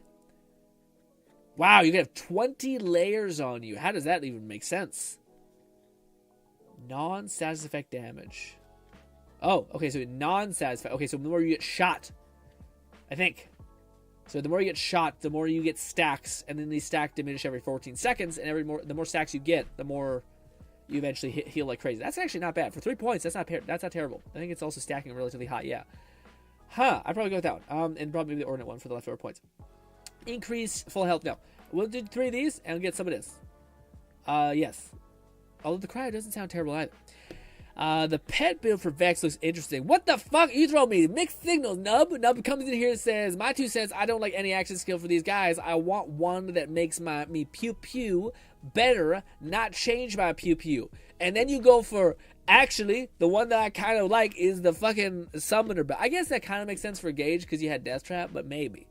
Which summoner? Are you going to go with the clones, or are you going to go with the cat? It has to be the clones. The clones just seem infinitely better than the cat.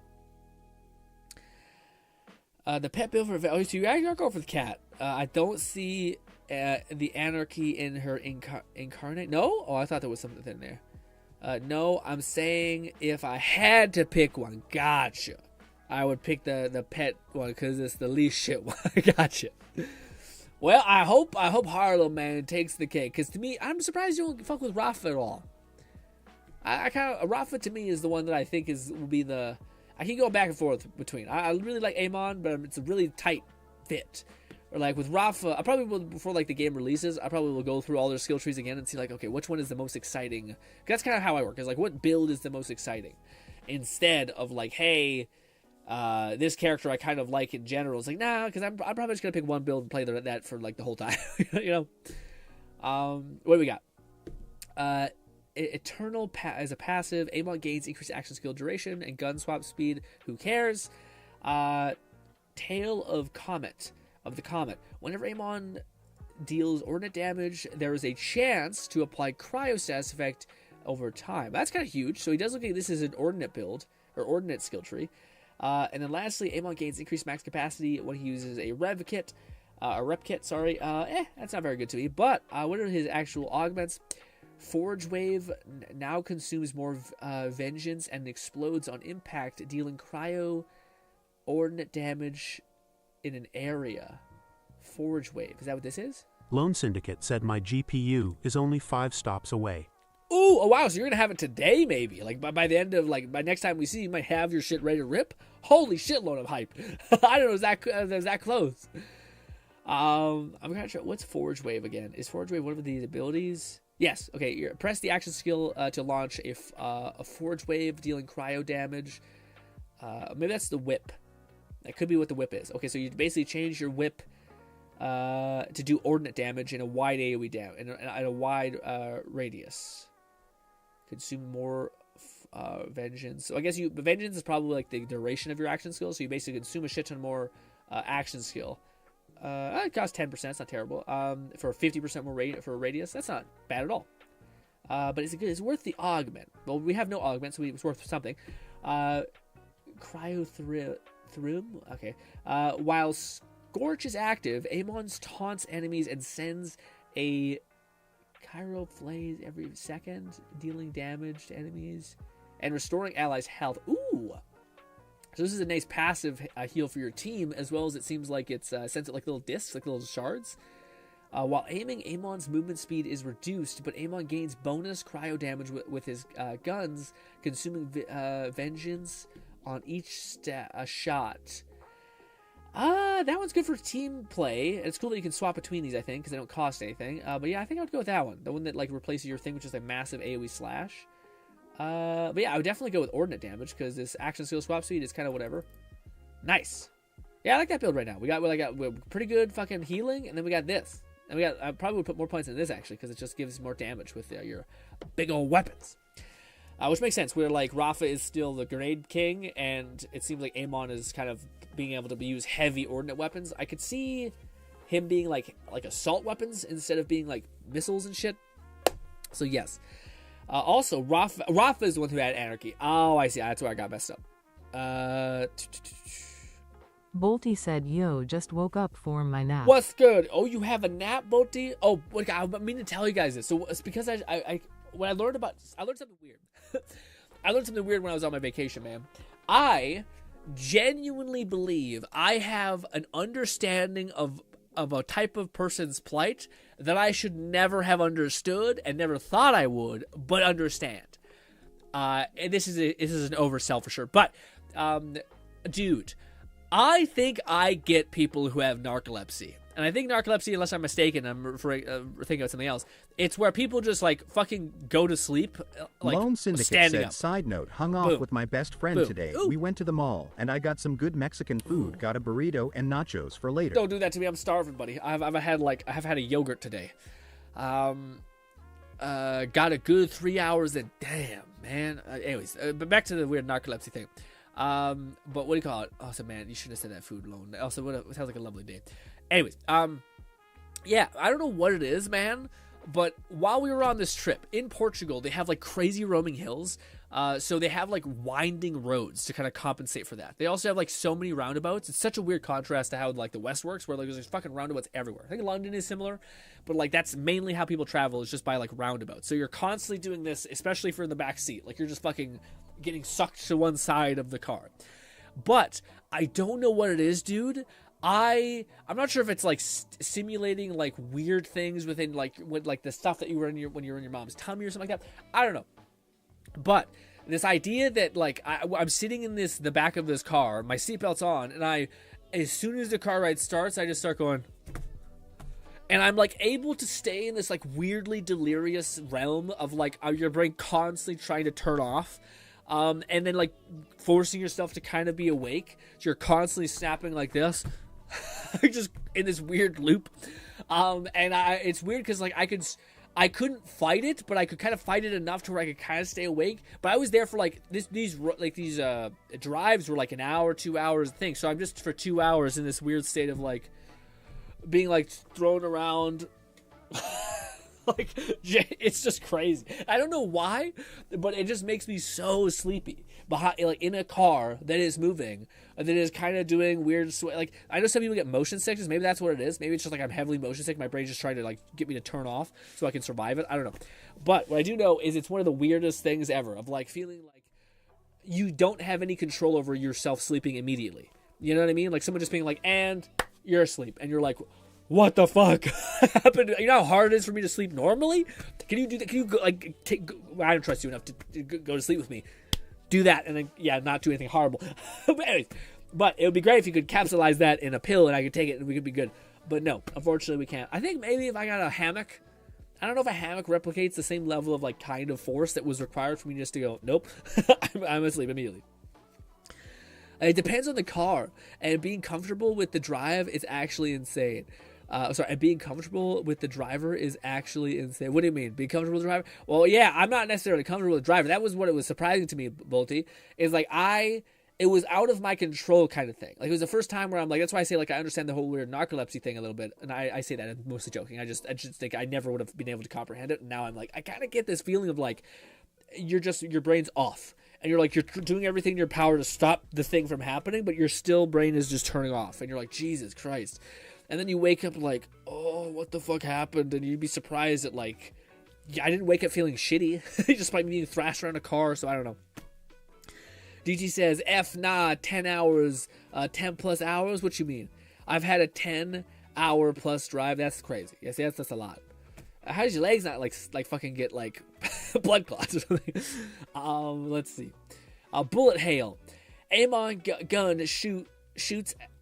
Shots have a chance to rocket to nearby. Oh wait, rocket. Damn it, rocket as an elemental shard, dealing cryo damage. That's kind of huge, huh? As long as it's 50% of the damage, that's actually some like rocket ricocheting rounds. Who is that again? That's a little bit of Gage. Doesn't Gage have a skill like that? I think so. Gage was the fabled like girlfriend class, which was honestly not exactly correct, but yeah. Mechanist. Kill skill. Amon restores a percentage of his ordnance cooldown. Oh shit, dude. Oh fuck, that's some brutal synergy right there, man. I think that also works. There's a skill within this skill tree that basically allows you every single time you do melee damage to have a chance of activating your kill skill. And if you just keep activating that kill skill, then you can keep detonating this ordnance cooldown and basically just like punch someone for a couple seconds and like just completely reset your cooldown. That's kind of huge. And you can just infinitely pull out your ordnance damage, punch some people, pull out your ordnance damage, just fucking nuke people. That's not bad, man. Anyways, increases cryo damage, not terrible. Whenever Amon uses a rev kit, his action skill restores. I don't care about that. Yeah, the rocketing rounds is interesting, and the cryo base damage is interesting, especially considering it's gonna be a decent amount of cryo damage. Is it as good as? Yeah, it's your guns. Shots have a chance to rocket. That I think that means even if you're shooting an enemy, that round can still rocket to another enemy. So I wonder if you have a Jacob's weapon and you shoot and that rockets, if that will like times the effect possibly. Ooh, that's tough. I feel like we have to get 3 out of 3 of this just regardless, because that's going to be really nice to just spam your thing, ordnance damage. And then we'll get 2 of that. That's what I would do. Also, Buddy says, and the taxi was so nice, and the drive was also such a nice person. He had breaks to get hot coke. Oh, wow. Wait, you took a taxi ride that was 10 hours long? Is that what that's crazy. I also had a lot of trust in a stranger. However, you fucking, yeah. I don't know, you diddled or something horrible. Actually, just a nice and hard-working person.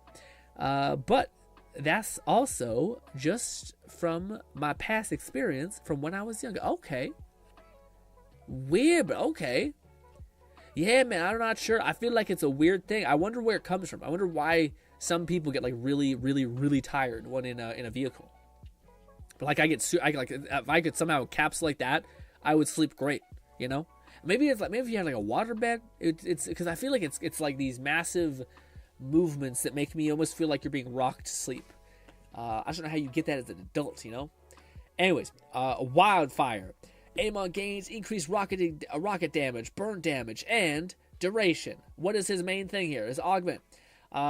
Forge wave. Lord Blazefire, 1985, said, "Yo, Grin, I'm just resting and exhausted." Why are you exhausted? What's happened to you? What's today? How has today destroyed you? Forge wave, which is our weird whip slash, is now Molten Rebuke. Pressing the action skill to consume all vengeance and throw a forge shield at your enemy, dealing incendiary ordnance damage, and rocketing and impact. Okay, Molten to rebuke rocket additional time to. Gotcha. So you whip your shield and it like Captain America's around and it scales off ordnance damage. So this is actually kind of a part of our ordnance build, but hopefully all of these are kind of ordnance build based. And that's why it gives you all those bonuses, which makes sense.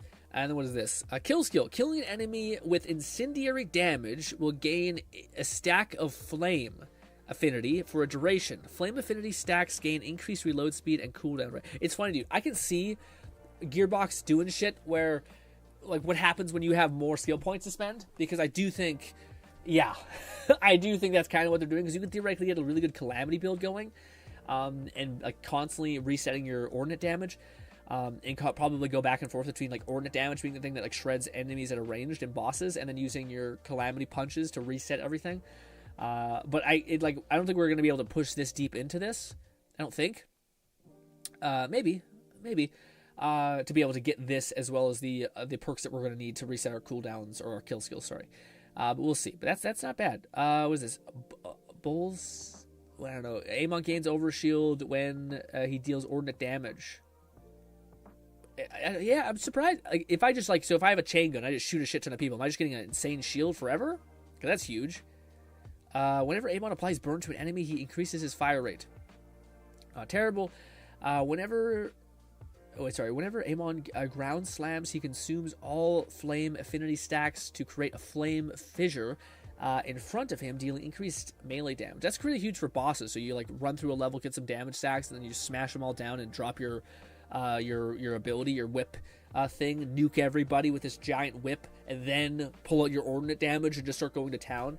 And every single time you do ordnance damage or you get a kill, actually that's not how it works. Yeah, I'm off my rocker here a little bit, but anyways, yeah, that's cool. What is this? Okay, so this is the actual thing. Oh, and it's a kill skill. Cooling Mantle. Kill skill. Periodically restore World Breaker's cooldown. What? Oh, so you shave off 6%, 6 seconds every single time you get a kill. Dude. Yeah, if you're able to, fuck yeah. No, yeah, because you'll just get this regardless. Oh, weird. This is the only, that's got to be a bug. Yeah, that's got to be a bug, I think. Because this is the only, the capstone that isn't a capstone thing. Yeah, unless that's missing. Or unless this is supposed to be a capstone. Or maybe they just don't know what this is yet. Oh, no, I just didn't scroll that. Wait, no, I scrolled that. Wait, weird. Is this the only one that doesn't have a capstone? Because, dude, this totally synergizes with the other thing. Yeah, that makes sense. So, like, there's a whole thing here where, like, you basically can activate your kill skill, or whenever you do melee damage, you activate your kill skill, and then you have this, like, ending thing that, like, basically has you have this cool melee, like, cryo effect. It also buffs cryo damage, so it makes sense that this cryo skill tree also synergizes with that fire skill tree, and it basically allows you to, like, if you're constantly getting kill skills just by meleeing, and you're constantly getting 6 seconds off of your ult, then you can just back-to-back your ult, and you're getting chain attack damage, and you're getting all this other stuff. Although, again, maybe... Well, you should theoretically still be able to melee with this. You just wouldn't be able to tap into, like, these crazy augments with, like, rocket punch and shit. I still think that would work. Anyways, that's kind of really interesting. Yeah, I don't think we'll be able to use it in day one of the game because we need, I think, a skill point increase. Which I always listen to people say that, like, they shouldn't increase the skills available, which I don't like. I do hope we get skill improvements because it always makes the game feel a little more crazy. By, like, the end of the game, you can become, like, a true menace. Been in the heat. Oh, yeah, the heat, dude. I think I told you guys about this. I think I did. I'll say it again, though. But, like, I ate so much food in Portugal, like, just so much more than I'm used to. Like, I have, like, yogurt and a protein shake in the morning, and then nothing else, and then supper. And maybe, like, a protein bar in the middle of the time I'm starving. But that's what I do. In Portugal, I had, like, yogurt, coffee, sometimes a sandwich, and then we had lunch, we had a sandwich again, we sometimes had, like, a pastry, and then at home we had, like, a big-ass supper, and we did that for, like, 3 weeks straight, and guess what? I fucking lost weight. And I think the reason why we lost weight, even though we were eating like gluttons, was actually because we did so much walking around, and we were in the heat so much to where, like, you're constantly sweating. So, like, if you're in a hot place, and it makes sense, all of these hot locations... 11,234 said, gotta keep up your salt intake if you sweat a ton. Makes sense to have a lot of salt. Yeah, that makes sense. I was going to say, yeah, that's a good point. And I also didn't feel like the salt impact usually, which makes sense. So that's the thing. I was going to say, though, if you go to any hot place in the world, like, I think Rome, Italy are also like this but they eat insane. Like, they have, like, 4 fucking suppers or meals throughout the day, 5 sometimes. And I'm just like, what? But it makes sense if you're walking around a ton, you're in the heat constantly, and also you're all just kind of a chill people. Like, you're like, we'll get to it tomorrow. Like, I will say that's the one thing I felt across the board of going to Portugal, is it's very, very similar to when I was a kid when we went to Italy, which it's like just a weird. Like, in the West, I think we're so, like, grind, get after it, try hard, do more. And over there, it's just like, we'll do it tomorrow. It's hot out. Let's just hang out. You're like, geez. It's definitely a different vibe. All right, what's this other stuff all about? I hope it augments the, the ordnance damage, is within this skill tree as well. Let's see.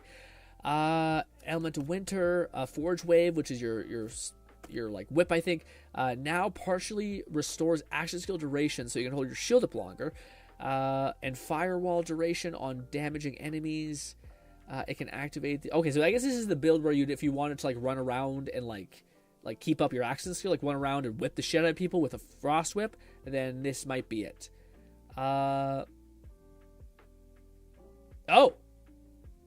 It can be activated 3 times in succession. Okay, gotcha. So you three times keep your shield up.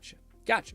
Ice Rage. Catman 11,234 said, I had asked around some friends and one had said Jamaica was similar in that they have island time. If you schedule something, island time adds a window of 1 to 2 hours on either end of the time slot. Very true. Yes. Yeah, that's a great way to put it. I don't know if I'm good with that, though. Like, I the whole vacation to me, again, taught me that, like, I don't want that, probably. Like, this, like, level of, like, who cares, bro? Like, I am the opposite of pothead culture. Yeah, I want more things to do, and, like, And like I don't mind anxiety to some extent. Anxiety is like my home in a weird way. There's this feeling of like, I just want to go to a farm and do nothing. I'm like, what? Like, what a fucking hollow existence. You know what I mean? I understand like being like, I would like to like retire and do the thing that I want at the rate in which I would want. Because sometimes you don't always want to fucking like whip yourself. But still, man.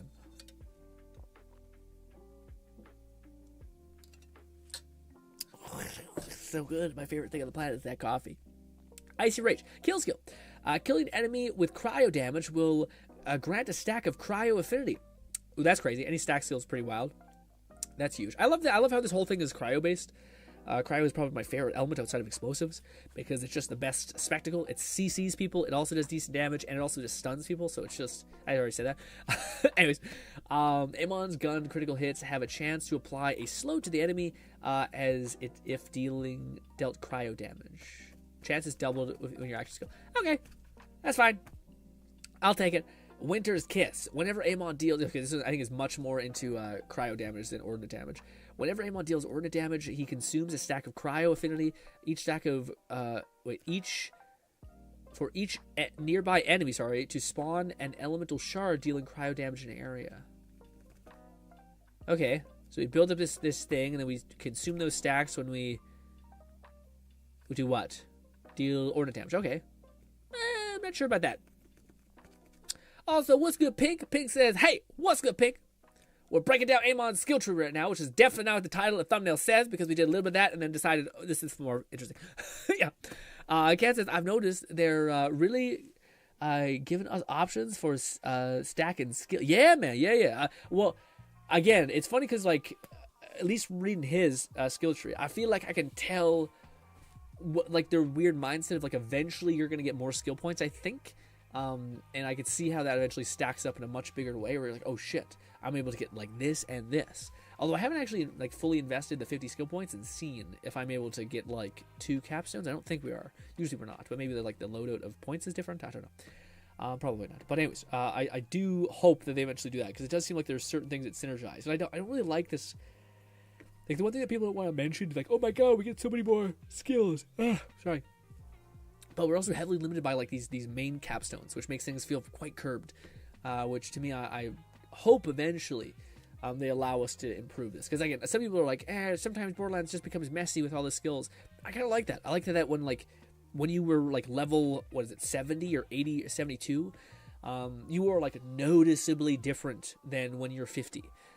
You basically become like this hyper monster that like, and usually in order to be able to reach that level, you need to like heavily grind every DLC and endgame, so your journey is insane. So your like reward at the end of that journey is insane. You become a god basically. I like that. That's fun. It's cool. Anyways, so Amon has a chance. When Amon applies status effects to an enemy, there is a chance for him to partially restore his shield and ammo. How much ammo? 6% is not terrible, especially at 5x5. There's a 30% chance. That's insane. Okay, never mind. That's a huge perk. Yeah, the 30% chance on applying a status, and you can apply multiple statuses, I would assume. That's not bad at all. Age of Ice increases Amon... Amon deals increased damage to frost enemies and bosses. Neat. Elemental Shard has a chance to rock it. Catman 11234 said late game Borderlands and late game D&D have a similar quality of, you've played so long and collected so many abilities, combat is just a whirl of colors and effects.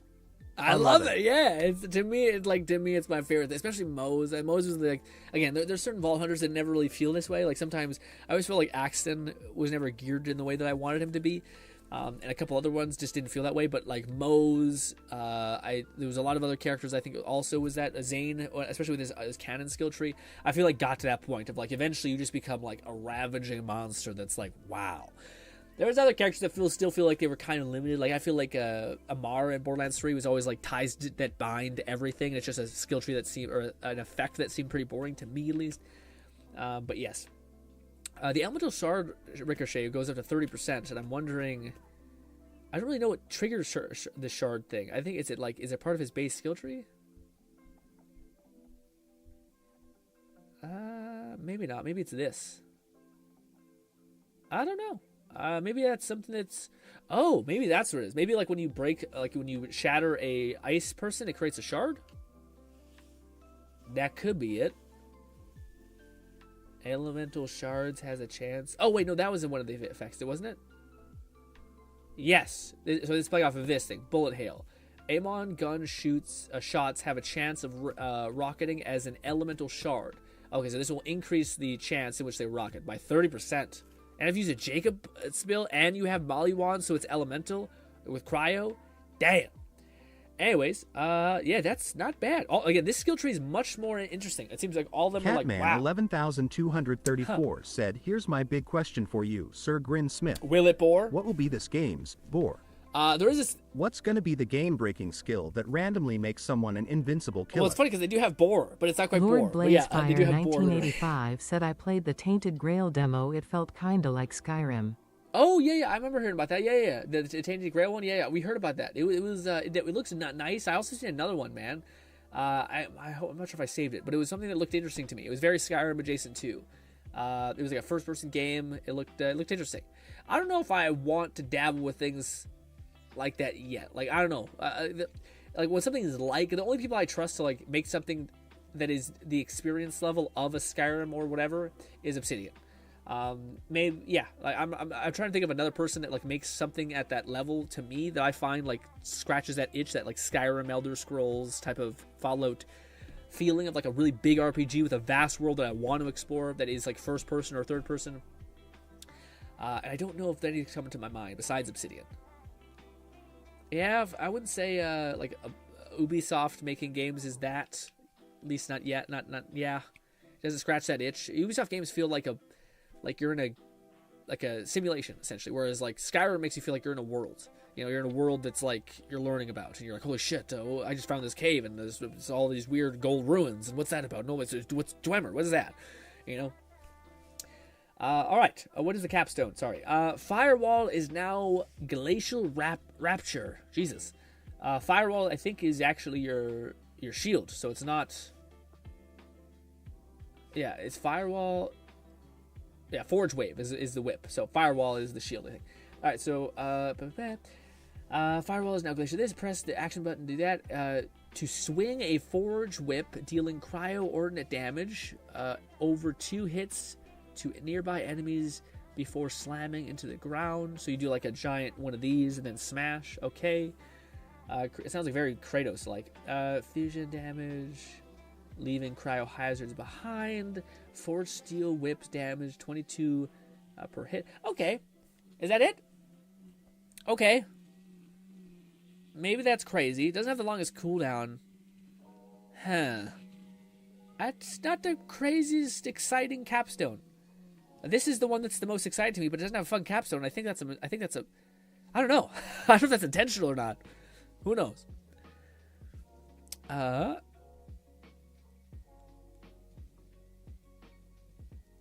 But as far as Kat's question, by the way, I didn't answer it. What is this game's like game-breaking perk? I think the character that has the most, like to me at least, game-defining perks. Well, it's two. It's 2 perks. The Siren to me has the action skill reset stuff, which can get crazy. I think because it can stack, but I don't think you'll be able to experience the level of that insanity until you get a capstone increase. But the character that has in my memory bank, that has the most crazy leverage skills, is Rafa. Rafa by far, when looking through his skill tree, maybe I gotta look over it again.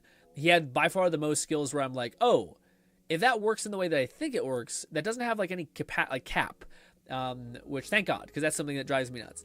Where it didn't say this skill has that was the thing they added in Borderlands 3 to drive me nuts, which was this skill has diminishing returns. So it's oh my God, I'm gonna be able to stay in my action skill forever because every time I get a kill, it lets me get this back. But then it's but this skill has diminishing returns, so eventually you're just gonna stop. And it's just why? If I can use my action skill for fucking 3 minutes, and that's most of the encounters in this game, why not just let me go fucking nuts and have it forever? It doesn't make sense because it doesn't take away the potency of me being able to kill. It just makes me have to wait around before a boss battle to hope that it comes back again. It's stupid. It's especially in Endgame. I wish more games developers were aware of that. Of what is the outcome of me not allowing them to invest so much in this? Did it break something? Well, it just basically requires them waiting outside of boss room until their cooldowns come back. Is that increasing their player enjoyment? Is that making the game more challenging? Is that adding anything of value to their experience? No. And I know like you can't just give the player everything, but I'm saying like there are things that like do make sense, like a cost thing of like, hey, you get the skill, you take more damage, so you have to find a way to solve that problem. That's totally fine. But yeah. But I can't think of them off the top of my head, but to answer Kat's question, I think Rafa has the most like game-defining thing. What's going to be the game-breaking thing that randomly makes someone an invincible killer? Yeah, I think it's Rafa. Because all of Rafa's skill trees look like that's scaled really hard. You know, whereas even him, they don't look bad, but I'm not seeing anything like... I remember we were looking at Rafa's skill tree, and it was like, this thing has like he has like 7 stacking skill trees, or stacking perks. Where like, when you deal gun damage, you gain like double melee damage, and it stacks up to like 100 times, and it ended up being like, that's like a fucking enhancement of like 80% more damage. Where him, it's like, it's still decent, but it's nothing like that. Stacking skills are like the most broken thing in all Borderlands. At least my reference, but yeah. Alright, so we looked at that, let's see what this last little thing is. Ordnance damage has a chance to critical hit, and shock enemies when they do it. Ooh, okay. I wonder if that's going to work out. Catman 11,234 said for me, I'd probably switch the whip for a spear or smaller throwing axes or something else. Well, I don't know. Whip doesn't scream Viking to me. I don't know if that's what... I remember in the trailer we seen that. Yeah, that is one of the perks that we seen yesterday when you were watching the Amon trailer, Cat, where he does have a spear augment. I just don't know if it's in this skill tree or if it's in his, like... Nero, like weapon man seed type thing. Also, Bodhi says, I don't want any of it. Yes. So that's the one thing that I kind of don't mind is they have given us invincibility phases without necessarily giving us invincibility phases, which I think is totally reasonable if they do it in the way that there's no limitation. So how they've done it is essentially, instead of just saying like, here's a white bar that hovers over their health while they like prime up a massive attack to like shit down your throat, and you're like, why do I have to sit and watch this? And then they just eviscerate you, or you have to dodge, you do nothing. Instead, it basically has it so like they go into like a phase, like a priming phase essentially, in which you have to like shoot pustules on the side of their armor or something. But if you're able to like immediately shoot those pustules and break it immediately, which will take like, instead of taking 30 seconds of waiting, it takes like a millisecond if you know where to look and you know where to shoot, and you do enough damage anyway, and you can like break those immediately. Then to me, that's fine. Like I don't mind it, so long as there's something for me to do that is actually worth doing, and it's not just like stop. You can't have fun anymore. Just wait around and watch me just beat the shit out of you. All right, now you can finally do something. It's like, what the fuck is this Looney Tunes have an ass nonsense villain of like going on a monologue for 20 minutes and not letting me like sucker punch him in the chest? It's stupid. Whereas apparently in this game, hopefully, fingers crossed, all of them work this way, where if there is some sort of like immunity phase, there is a priming phase in which you can like hyper speed up that priming phase if you actually know what you're doing. That to me is acceptable. Catman 11,234 said best boss design is that the armor pustules I'm shooting at can be blown up as a group with AoE. Yes, yeah, that's what that's cool things that like I think they could think about, or like even if it's like a crystal that's like really hard to hit, but if you have a sniper and you have a build for that sniper, that boss is going to be easy for you to tear down. But if you have a massive AoE build, maybe you're not able to do enough critical damage to that thing to like make it so that you can one cycle it. So maybe I hope there's not a lot of that where like, oh, you missed this you're like this opportunity to like get through the priming phase, run around and like fire and dodge stuff for a while. I don't like that as much. I always like when there's like a proactive thing that you can do to like speed up this process. I hope that's the case. I'm really fingers crossed that's the case. The best boss design in that armor pustule thing, shoot the blow up. Yeah. I definitely do think there's a spear here somewhere. I just don't know if it's like, this looks kind of spear adjacent, so I wonder if that's what they mean by it like changes its loadout or something. I don't know. Anyways, let's see. What is this whole thing? Storm Lance. So this changes your cryo to be storm. Press action skill to throw a forged spear. Oh no, this is it. Okay, this is the spear thing. Never mind. Press your action skill to throw a forged spear, dealing shock ordinate damage on impact, consuming vengeance to increase damage dealt. Enemies damaged by forged spear are primed for a duration and will detonate when they are damaged by the forged skill, dealing shock damage to the target, but none to the nearby enemy. Okay. Huh. So like it's a hyper. Yeah, it makes sense. So it's like a. Am I reading that right? Dealing shock damage to the target, but not. Yeah. So it's yeah. A spear to me is like a singular high damage to one individual, not AOE based. So that's what it does. It reaffirms that. Anyways, detonations can also be caused by a gun critical hit, but deals less damage. Okay, so you throw a spear on someone and then you shoot the shell of that spear or them, and it will do more damage to that individual person. So that's a good boss melting skill. Ordnance damage has a chance to critical hit and shock nearby enemies. Ooh, so this is also the same thing as this, I think, or one of these skills. Is it this? Yes. One of these has a similar thing. Catman 11234 said, I like how the weapons are Forge Axe and Forge Spear, as if any other weapons aren't Forged XD. Yeah. I know it's cool, but I'm curious what it denotes beside, this weapon was forged, Elmao. Yeah, I'm curious. I'm curious because there is like this thing, which is like where I think this is his actual like forged weapon skill tree, where like he's like a blacksmith that just like starts chucking weapons whenever he has them. But that's interesting. While hip firing, Amon gains increased fire rate but decreased handling. How much is the fire rate increase? Fire rate per when whip firing. Okay.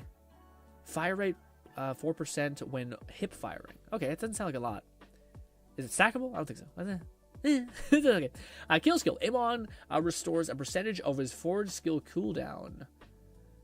Weird. Kill skill. Periodically restores windbreaker cooldown. Cooldown recovery 6 seconds versus kill skill. Weird. So maybe it's not this one you want, but this one. The reason why, whenever I see a kill skill, sorry, again, I keep mentioning it, but there's like a kill skill thing here where like every time you activate melee damage, it activates a kill skill. So I think I'm trying to see if that would synergize here, which maybe. Anyways, let's see. McFlufferkin said was theory crafting some starter job, trait builds for abiotic factor game night. What did I miss? Not too much. We just looked over some stuff. This skill tree to me is way more fun. The whip shield one, it is a lot of them synergize. It's a lot very ordnate based and cryo damage based, which is a lot more fun. And yes, yeah, that cooldown one is really convenient, or seems really convenient. But maybe I'm misunderstanding that. Yeah. So it's a World Breaker cooldown. What is that? World Breaker. So I don't understand what that means. Periodically restores World Breaker cooldown. Okay, so maybe that's not what I've been thinking. I thought it was his action skill. What is World Breaker? I imagine it's one of his like activations of his ability. There's Forge Wave and then there's Forge Shield. Regardless, this activates it resets his Forge skill. So I think that's his actual action skill, I think. Who knows? Anyways, what are we doing? Enemy bolts now stagger enemies and consume an additional stack of shock affinity, multiplying damage dealt. That's not bad. Cannot be staggered. Cannot stagger bosses. Has a chance of staggering badasses.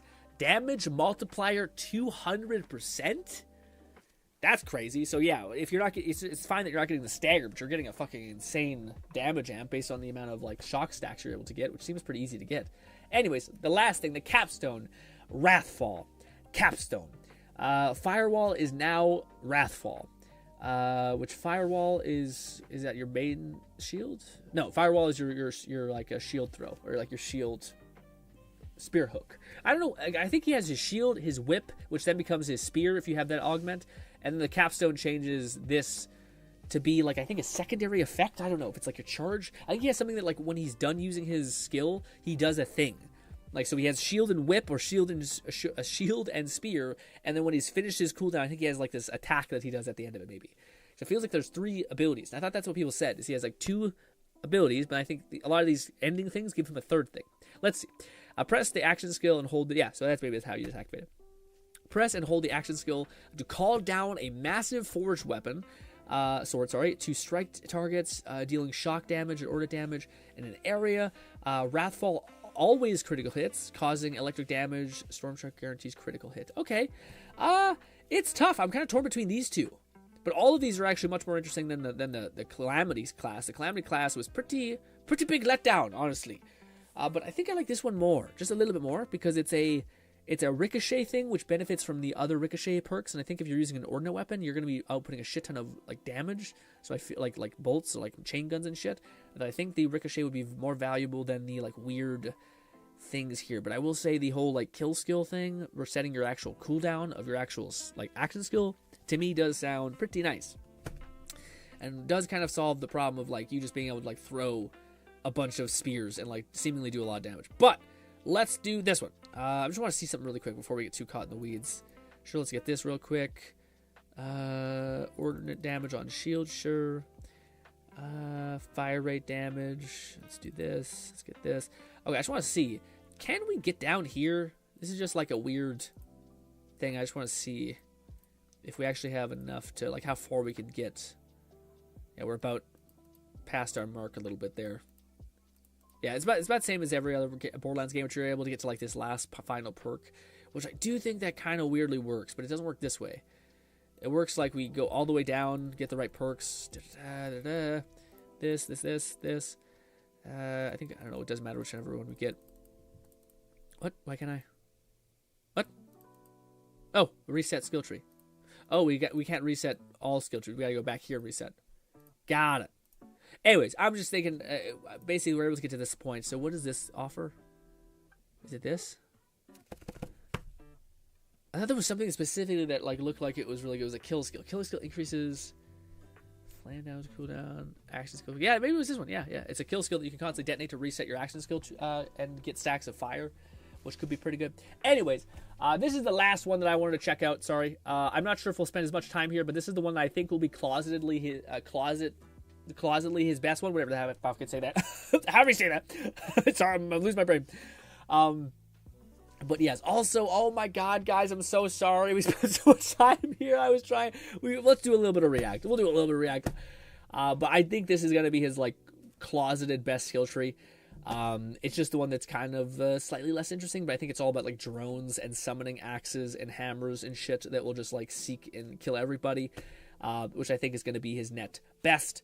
But anyways, let us do a little bit of React. Down for some React? Hell yes. All right. Let's see. What did you guys send me anything? Also, I haven't checked the Share Your Grin tab. Although I did think some people were adding me, which I just did not look because, yes. Grin Reacts. Maybe we'll do that one first. We'll scroll all the way down to the bottom. And we'll work our way up. All right, let's see. Spider Camp couldn't prep me for this. Spider? Yeah, it's definitely some kind of insect. Spiders aren't insects. Yeah, I know. They're arachnids. I know they're arachnids. I'm saying it could alternatively be an insect. Insects only have 6 Jesus legs. Christ, did you just get back from spider camp? Oh! What the F, man? Also, what a weird misdirect. You think there's going to be a video about, like, a guy being an asshole, and then fucking nope, dude. F that. Oh, man. I am not arachnophobic, but I am arachnophobic. Again, anyone should be something if it reaches a degree in which you'll die, okay? If that thing exists, we're dying. You should be afraid. Say it back. Raidnade said, okay, I'm gonna go take a nap because I've been sleeping like shit recently. Yeah, try to catch up for sure. I think a lot of people a lot of people in my family are actually stuck in that loop of having poor sleep, but it could be jet lag. It makes sense. I'm doing pretty good for sleep, though. I bet, yo. I gotta go.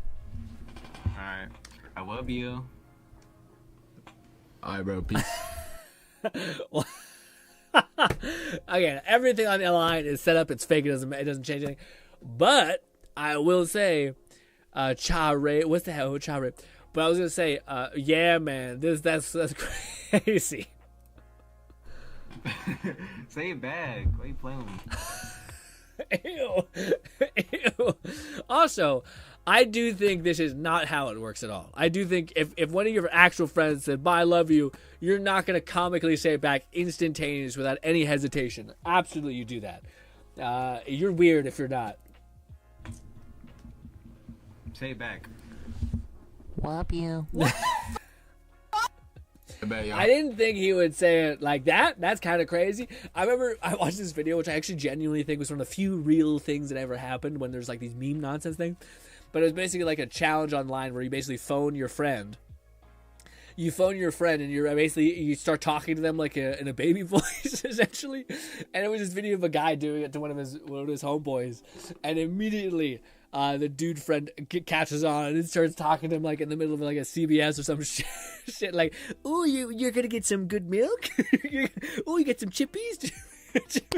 He's like, "Okay, I'm taking my I'm going to the self checkout because people are looking at me weird." It was great. It was really good. I got similar energy, but yes, I do think it's always like this. The thing that always makes me be like, surely this is not a thing, because like she is like, what? It's almost like the '80s reaction soundtrack behind like a comedy, like a weird Will and Grace type of thing where something happens and you hear like, "Oh my god!" It's like that's not how people have too much energy. People don't have any energy these days. Like, you think someone's gonna react? They're gonna be like, "What?" It's not gonna be like, "Oh my god!" Like it feels too comedically not right. All right. Anyways, what is this? Also, did I not read something that I should have? No. Good job, me.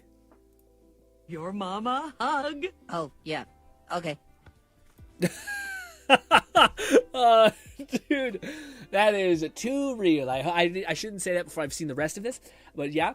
But yes, man, it is one of those things where when you hug my mom, I showed you guys an image of her when I was taking a picture. But holy shit, dude, my mom is like, I don't know, she's like chest level, like in the center of my chest here. It's wild, short lady. And it's also weird because it's like, how did that happen with? Yeah, I mean, my dad is tall, I guess. I'm slightly taller than my dad, but still. Anyways. I spent 37 hours squeezing you out of my body, and this is what I get? What? Oh, I just didn't give your mother a hug. Oh, it's a side hug. I see, a side. Yeah, I don't play those games. If anything, I try to give people like a absurdly big hug. Like I would, if I had it my way, I would pick you up. I would give you a hug and do one of these, and then set you back down. But a lot of times people say it's emasculating or whatever, and they're fucking annoying. Anyways, but yes. Anyways. Oh, that's wholesome. That's so cute. And she appreciates it so much. I want to scream. That is cute AF. Get rid of that. Pause. Oh, dude, I've watched a bunch of these. There's like, I never understood GTA, like RP. And then I found this fucking old guy named like Uncle Ronald or some shit. And it's so fucking funny. And I finally get it. I'm like, oh, I see. I get why people do this. Because it's like, you get into some hijinks sometimes, you know. But then there's some people who take it like way too seriously, don't have any fun, and they're like, I'm a cop, actually. Instead of like being like, okay, hypothetically, we all like Lone take stuff somewhat Syndicate seriously. said face cam Oh froze. no! Thank you, Lone. Actually, hasn't happened in a hot minute. I wonder what caused it to break. I've told my son that he must forgive me, but I am small woman, so I hope he won't be cursed to be small. I like my small women, says Cat, so I hope my son will forgive me. I mean, hey, man, yeah, it's fucked up because myself and my oldest brother are pretty good height, like pretty solid. My second oldest brother though did not get the gene. He got my mom's gene, and he's pissed. You know, it's fucked up. He's also the one who liked basketball the most, and just is like, it's real rough. Anyways, one of these right here, right off the top. Spin. Call this one the helicopter. Black Hawk down. That's what I call it. Here he we lands go. perfectly. 3, 2, 1. Stomp the landing. Just like that. Give it one of That's a thick ass boy too, man. Just like that. Put some back into it. If you can do that, you'll be on your way. If I die, I love you. Okay? I'm not saying it. Oh my God. Damn. Oh my God. Oh my. Hold on a damn second. Hold on. Did you do it? Dude, what happened?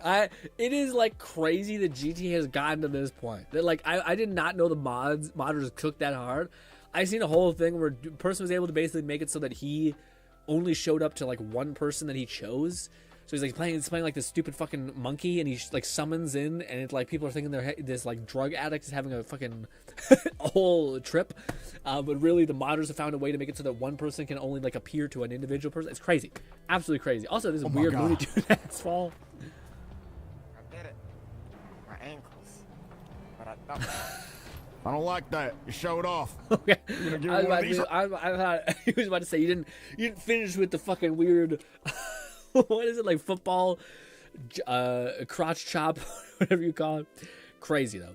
But yes, I understand why people think that is a good time. I probably still would never do it because it's just too much commitment to the RP. Also, shit, I did not choose the right one, I guess. Or maybe I closed the one I just opened. We did this one, we did this one, it is this one. Does this one have context? I think this one may have had context. Let's see. Boppity boopity. Listen, those 66 gigabyte contains a lot of plot. That's so satisfying, man. That's nice. ZZZ file, 76 gigabytes? Damn. 10 gigabytes are in, yes, the fizz. Although, man, I don't know why whenever I look at this shit, I think spiders. I think spiders are gonna crawl up out of that shit. Nasty. Blech. But yes. I will say Trigger was a weird one. It's like she's so covered that they were like, we gotta go pudding mode. Okay, or jello mode. 1, 2, 3. I think we did that. I just read the text. That was probably help. Boom. Delete. What is this? You stay in this fully if teenager was in a Mr. Beast video. Grocery store, you will get $10,000. I bet. So, it's been 10 days. Is it getting hard yet? Absolutely not. Oh, okay. Well, I still have an offer for you. Keep it. You sure? I'll keep my 50 grand. It's now day 50, which means I have another offer. Jimmy, I already said I'm not taking your offers, all right? It's for 10 grand to see your family. Okay, so I'm just gonna throw away 10 grand for what? Do you not, miss your family? Bro, that's like 6 months of rent, all right? They'll thank me later. I was about to say. I think this is some psychotic shit. Like not this. I think, the idea that, people, yeah, the idea that Lone you have to said spend. Someone in Hoyo meeting, how much should we spend on the physics budget to lead yes? All of it. The idea that someone's like, you have to spend a year without seeing anybody for an absorbent amount of money that will change your life forever, and you're like, oh God, how am I gonna do it? You're like, man. Maybe it's people who are, again, maybe it's different based on the situation, but if you get access to the internet, dude, people are crazy. You know, I thank God these Mr. Beast people are actually like somewhat human being, normal, let's go to the beach, and not hey, we play games chronically online all the time and we're gonna last forever. It is now day 100, which means you, sir, have made $1 million. Okay, sweet. Is the challenge hard yet? No. Will you accept any offers? No. Do you miss your family? Nope. Or any of your friends? Not even close. What about the outside world? Nope. Definitely not. Okay, dude, I'm not gonna lie. I think I gotta kick you out now. What? No, I can stay however long I want. Well, you look 1,000 days does not sound that much. 100 days doesn't sound that much. Like shit, you smell like shit, you haven't seen your family in 3 years, I don't even know how you're eating, all the food in here is expired. But Jimmy, listen, why not just another 10,000? Yeah, the video's canceled. Well, I'd be pissed. If it was canceled, you bullshit. Anyways, I will say, they definitely need to crank the numbers up, because 100, most people who see 100 days, and again, you're getting $1 million, you're insane. If you're not taking it, you're a freak. I understand. This is a lie, all that. Also, that had context. As soon as I saw this, I thought of GRINN and his struggle to remember names. Oh, shit. Shit. Oh, is this the... Is this the... Tomikwa or some shit? What is it? Hey, Ron. Is this similar to this? Agina. Agina? Agina. Agina. What? Starts with a $sign? 7. McQuay? It's Shamika. This is, dude, everything on the internet is people remaking shit that existed before. This is 100% a reference, or not a reference, building off of the same building blocks that Key and Peele built off of. Also, the fact that there's one white kid in that whole classroom, absolutely, is what this is. Raisin? Bro, my name is Ray John. K with an 8? Caitlin! Tuquay Ladre. That's insane. That's crazy, man. Oh. That too apostrophe L. That too Lasia. Why? Why are you trying to make a kid have a harder life? It's just. John Ton Trey 5. John Ton Trevion Tavius. Your mama named you that? Okay, that's where the joke could have been really funny if they made him have like a normal name and he was so ruined at that point that he assumed it was some crazy shit. But solid joke. Definitely feels very much playing off of that Key and Peele sketch, although I will say I think theirs was a little bit spicier. But yes, as far as me, yeah. The name thing, man, at what point do you say, listen, the level of difficulty or effort that it would take to solve this problem is just not worth it. I will just remedy it.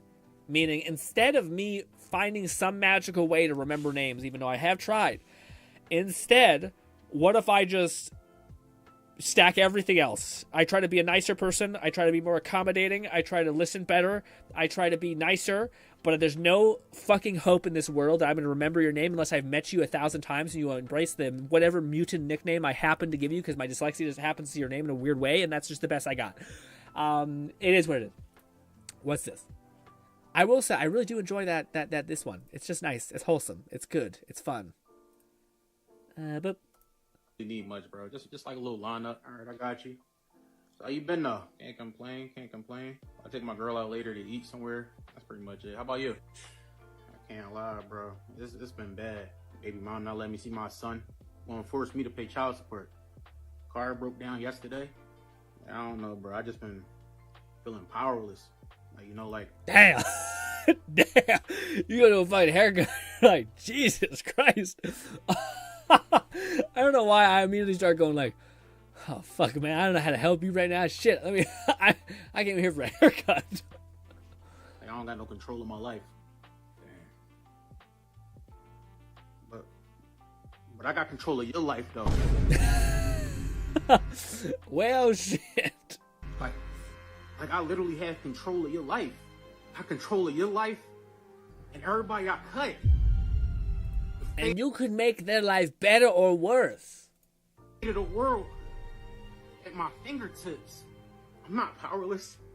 I got the power to ruin your whole month with a flick of my wrist. Y'all powerless. I can do anything I want. Like, my cuts cost $20. Like, my cut costs $20, bitch. Get me 1,000 right now. That shit me $1,000 right now. I got you. I know you got me. You got no choice. Oh, I thought they were gonna do a cool story thing where they were gonna be like the whole Elduin thing where he's like, I have all the power and I could be a monster, but I choose to be good. Man, I'm finna celebrate. Text your girl and tell her to pull up. I'm gonna hit. All right, I'm gonna text her right now. All right, that's some cucky nonsense, NTR. No, thank you, man. Jesus, I was gonna say that. How much do you care about your hair? Shit. I know you will. I know. I'm gonna have the clippers to your hairline the whole time. High-fiving you with the other hand while I'm hitting. This is horrible. And you gonna smile. You right. What? I know I'm right. What? Oh, man. I know.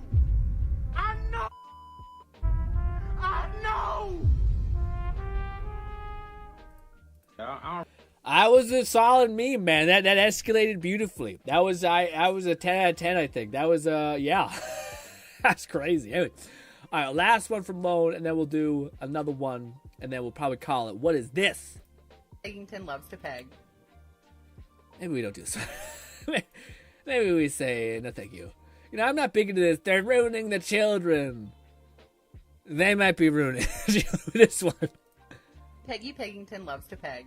Peggy Peggington loves to peg by Brad Goss. Peggy Peggington loved to peg things. What? 10 peg, clothing peg, dowling peg. Lone Syndicate said no do this one. Okay. She pegged up her laundry with pink plastic rings. She pegged in the garden, she pegged in the shed. She pegged Mr. Wiggins, who slipped and saw red. Lord Blaze Fire 1985 said suspect book, for sure. Every project she made out of wood. A true pegging champion, Peggy was good. She pegged in the basement with pulleys and rope. She strapped on her toolkit and pegged with great hope. She pegged a sad clown made of glitter and glue. But Peggy's an evil person. We found out she's a kidnapper, she's a psychotic, she hurts people, she pranks people, awful human being. Pegged his balloon dog and pegged his friend too. She pegged up a squirrel that she found in the rain. then whispered, "You're safe now," and pegged him again. Jesus. She pegged in the classroom while teaching first grade. Okay. She pegged out a chart. Oh, that's too far? Oh, that's too far? Meanwhile, all the other shit? With each child's name and trade. Jesus. She pegged all the reading groups, pegged them by score. She pegged little Dennis. Lord Blazefire, 1985, said she might be a booty warrior. Listen, man, I understand like a monster. Okay? Him once more. Brad. God, you're killing me here. She pegged her own mother when the clock struck 3. She pegged strangers' clothes and served them all tea. She pegged Father Johnson every Sunday. Father Johnson might have deserved it. Honestly, Father Johnson may need to get out of his system. He might be trying to, Pegged the church choir. Peggy don't play. She pegged on vacation and pegged at her desk. She pegged in the boardroom. Peggy was the best. She pegged her poor husband, who giggled and said, "The safe word is ouch, but please, go ahead." What? Okay, Jesus. Peggy. All right. That's wild. That's great. That's clearly like an adult book for not children. But Jesus, that is awful in every capacity. First of all, Peggy's a horrible person outside of her deep-seated interests. Yeah, what a horrible monster. I was about to say that's enough. That's one of those. That's enough internet for today. kind of ones. Ugh. All right, let's watch one more from Kat. What is this? It's a little tiny mouse. My old ass hamster's still hanging on.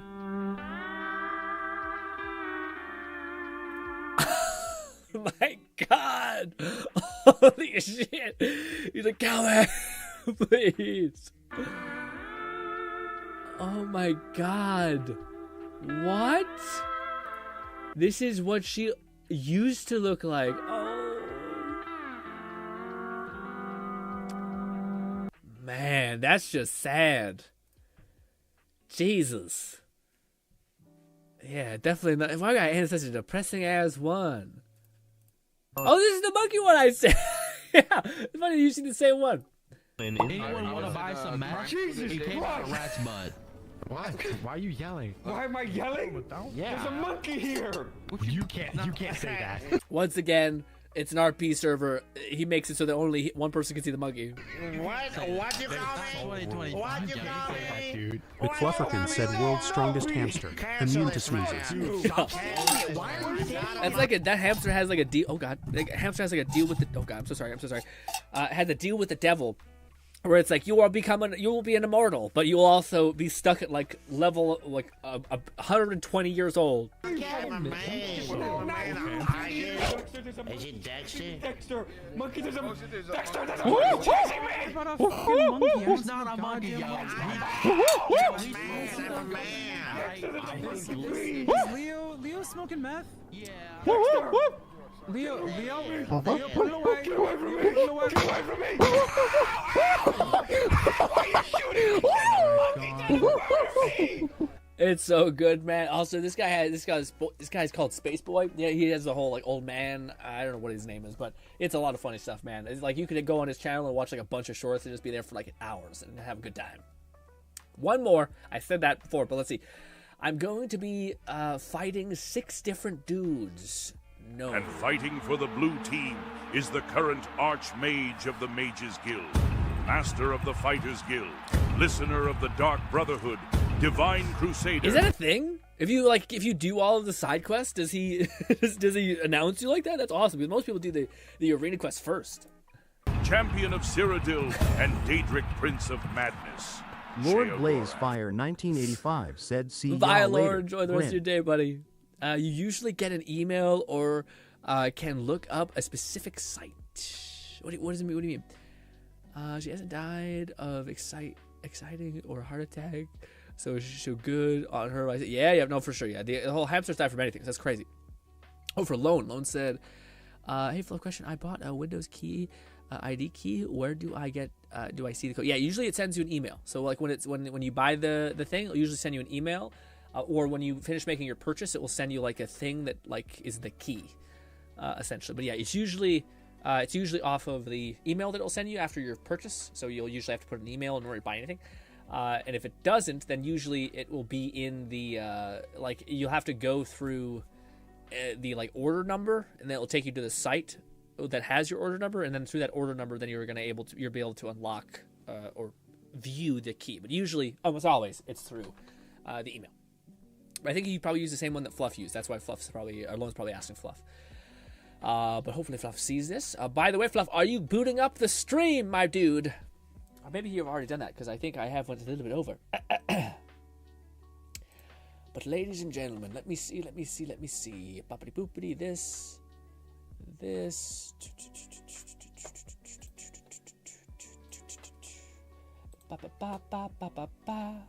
Is Fluff streaming today? Maybe upcoming streams.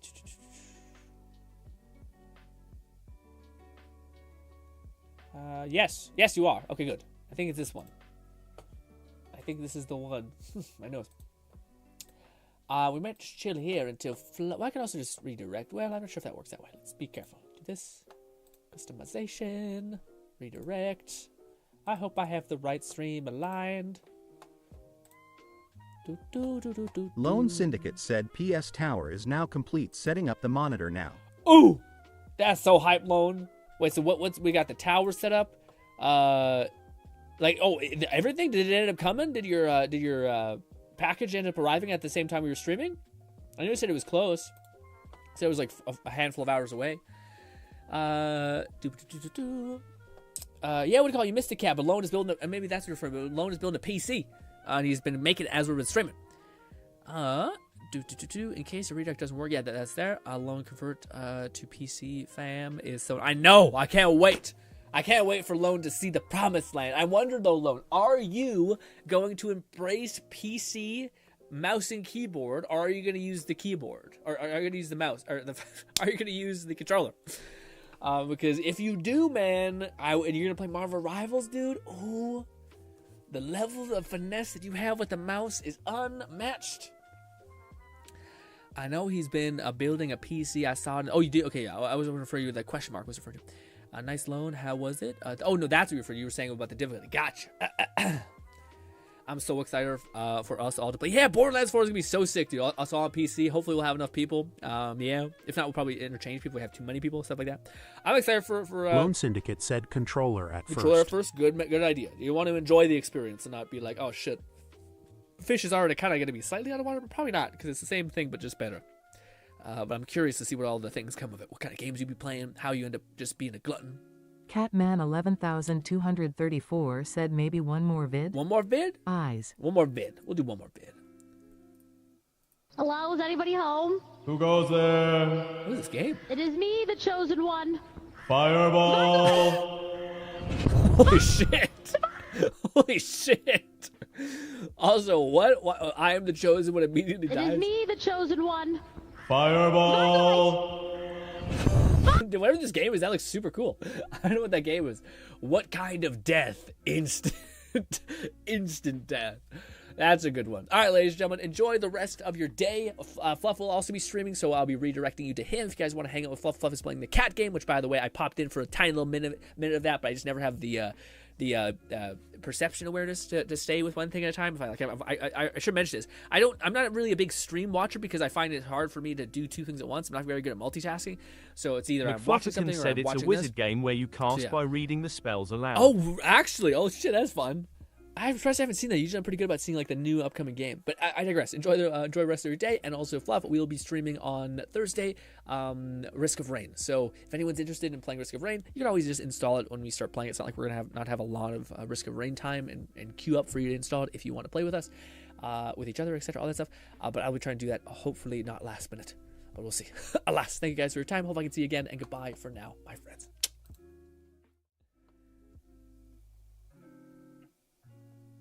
I'm happy I'm back too. Thank you guys for not forgetting about me also.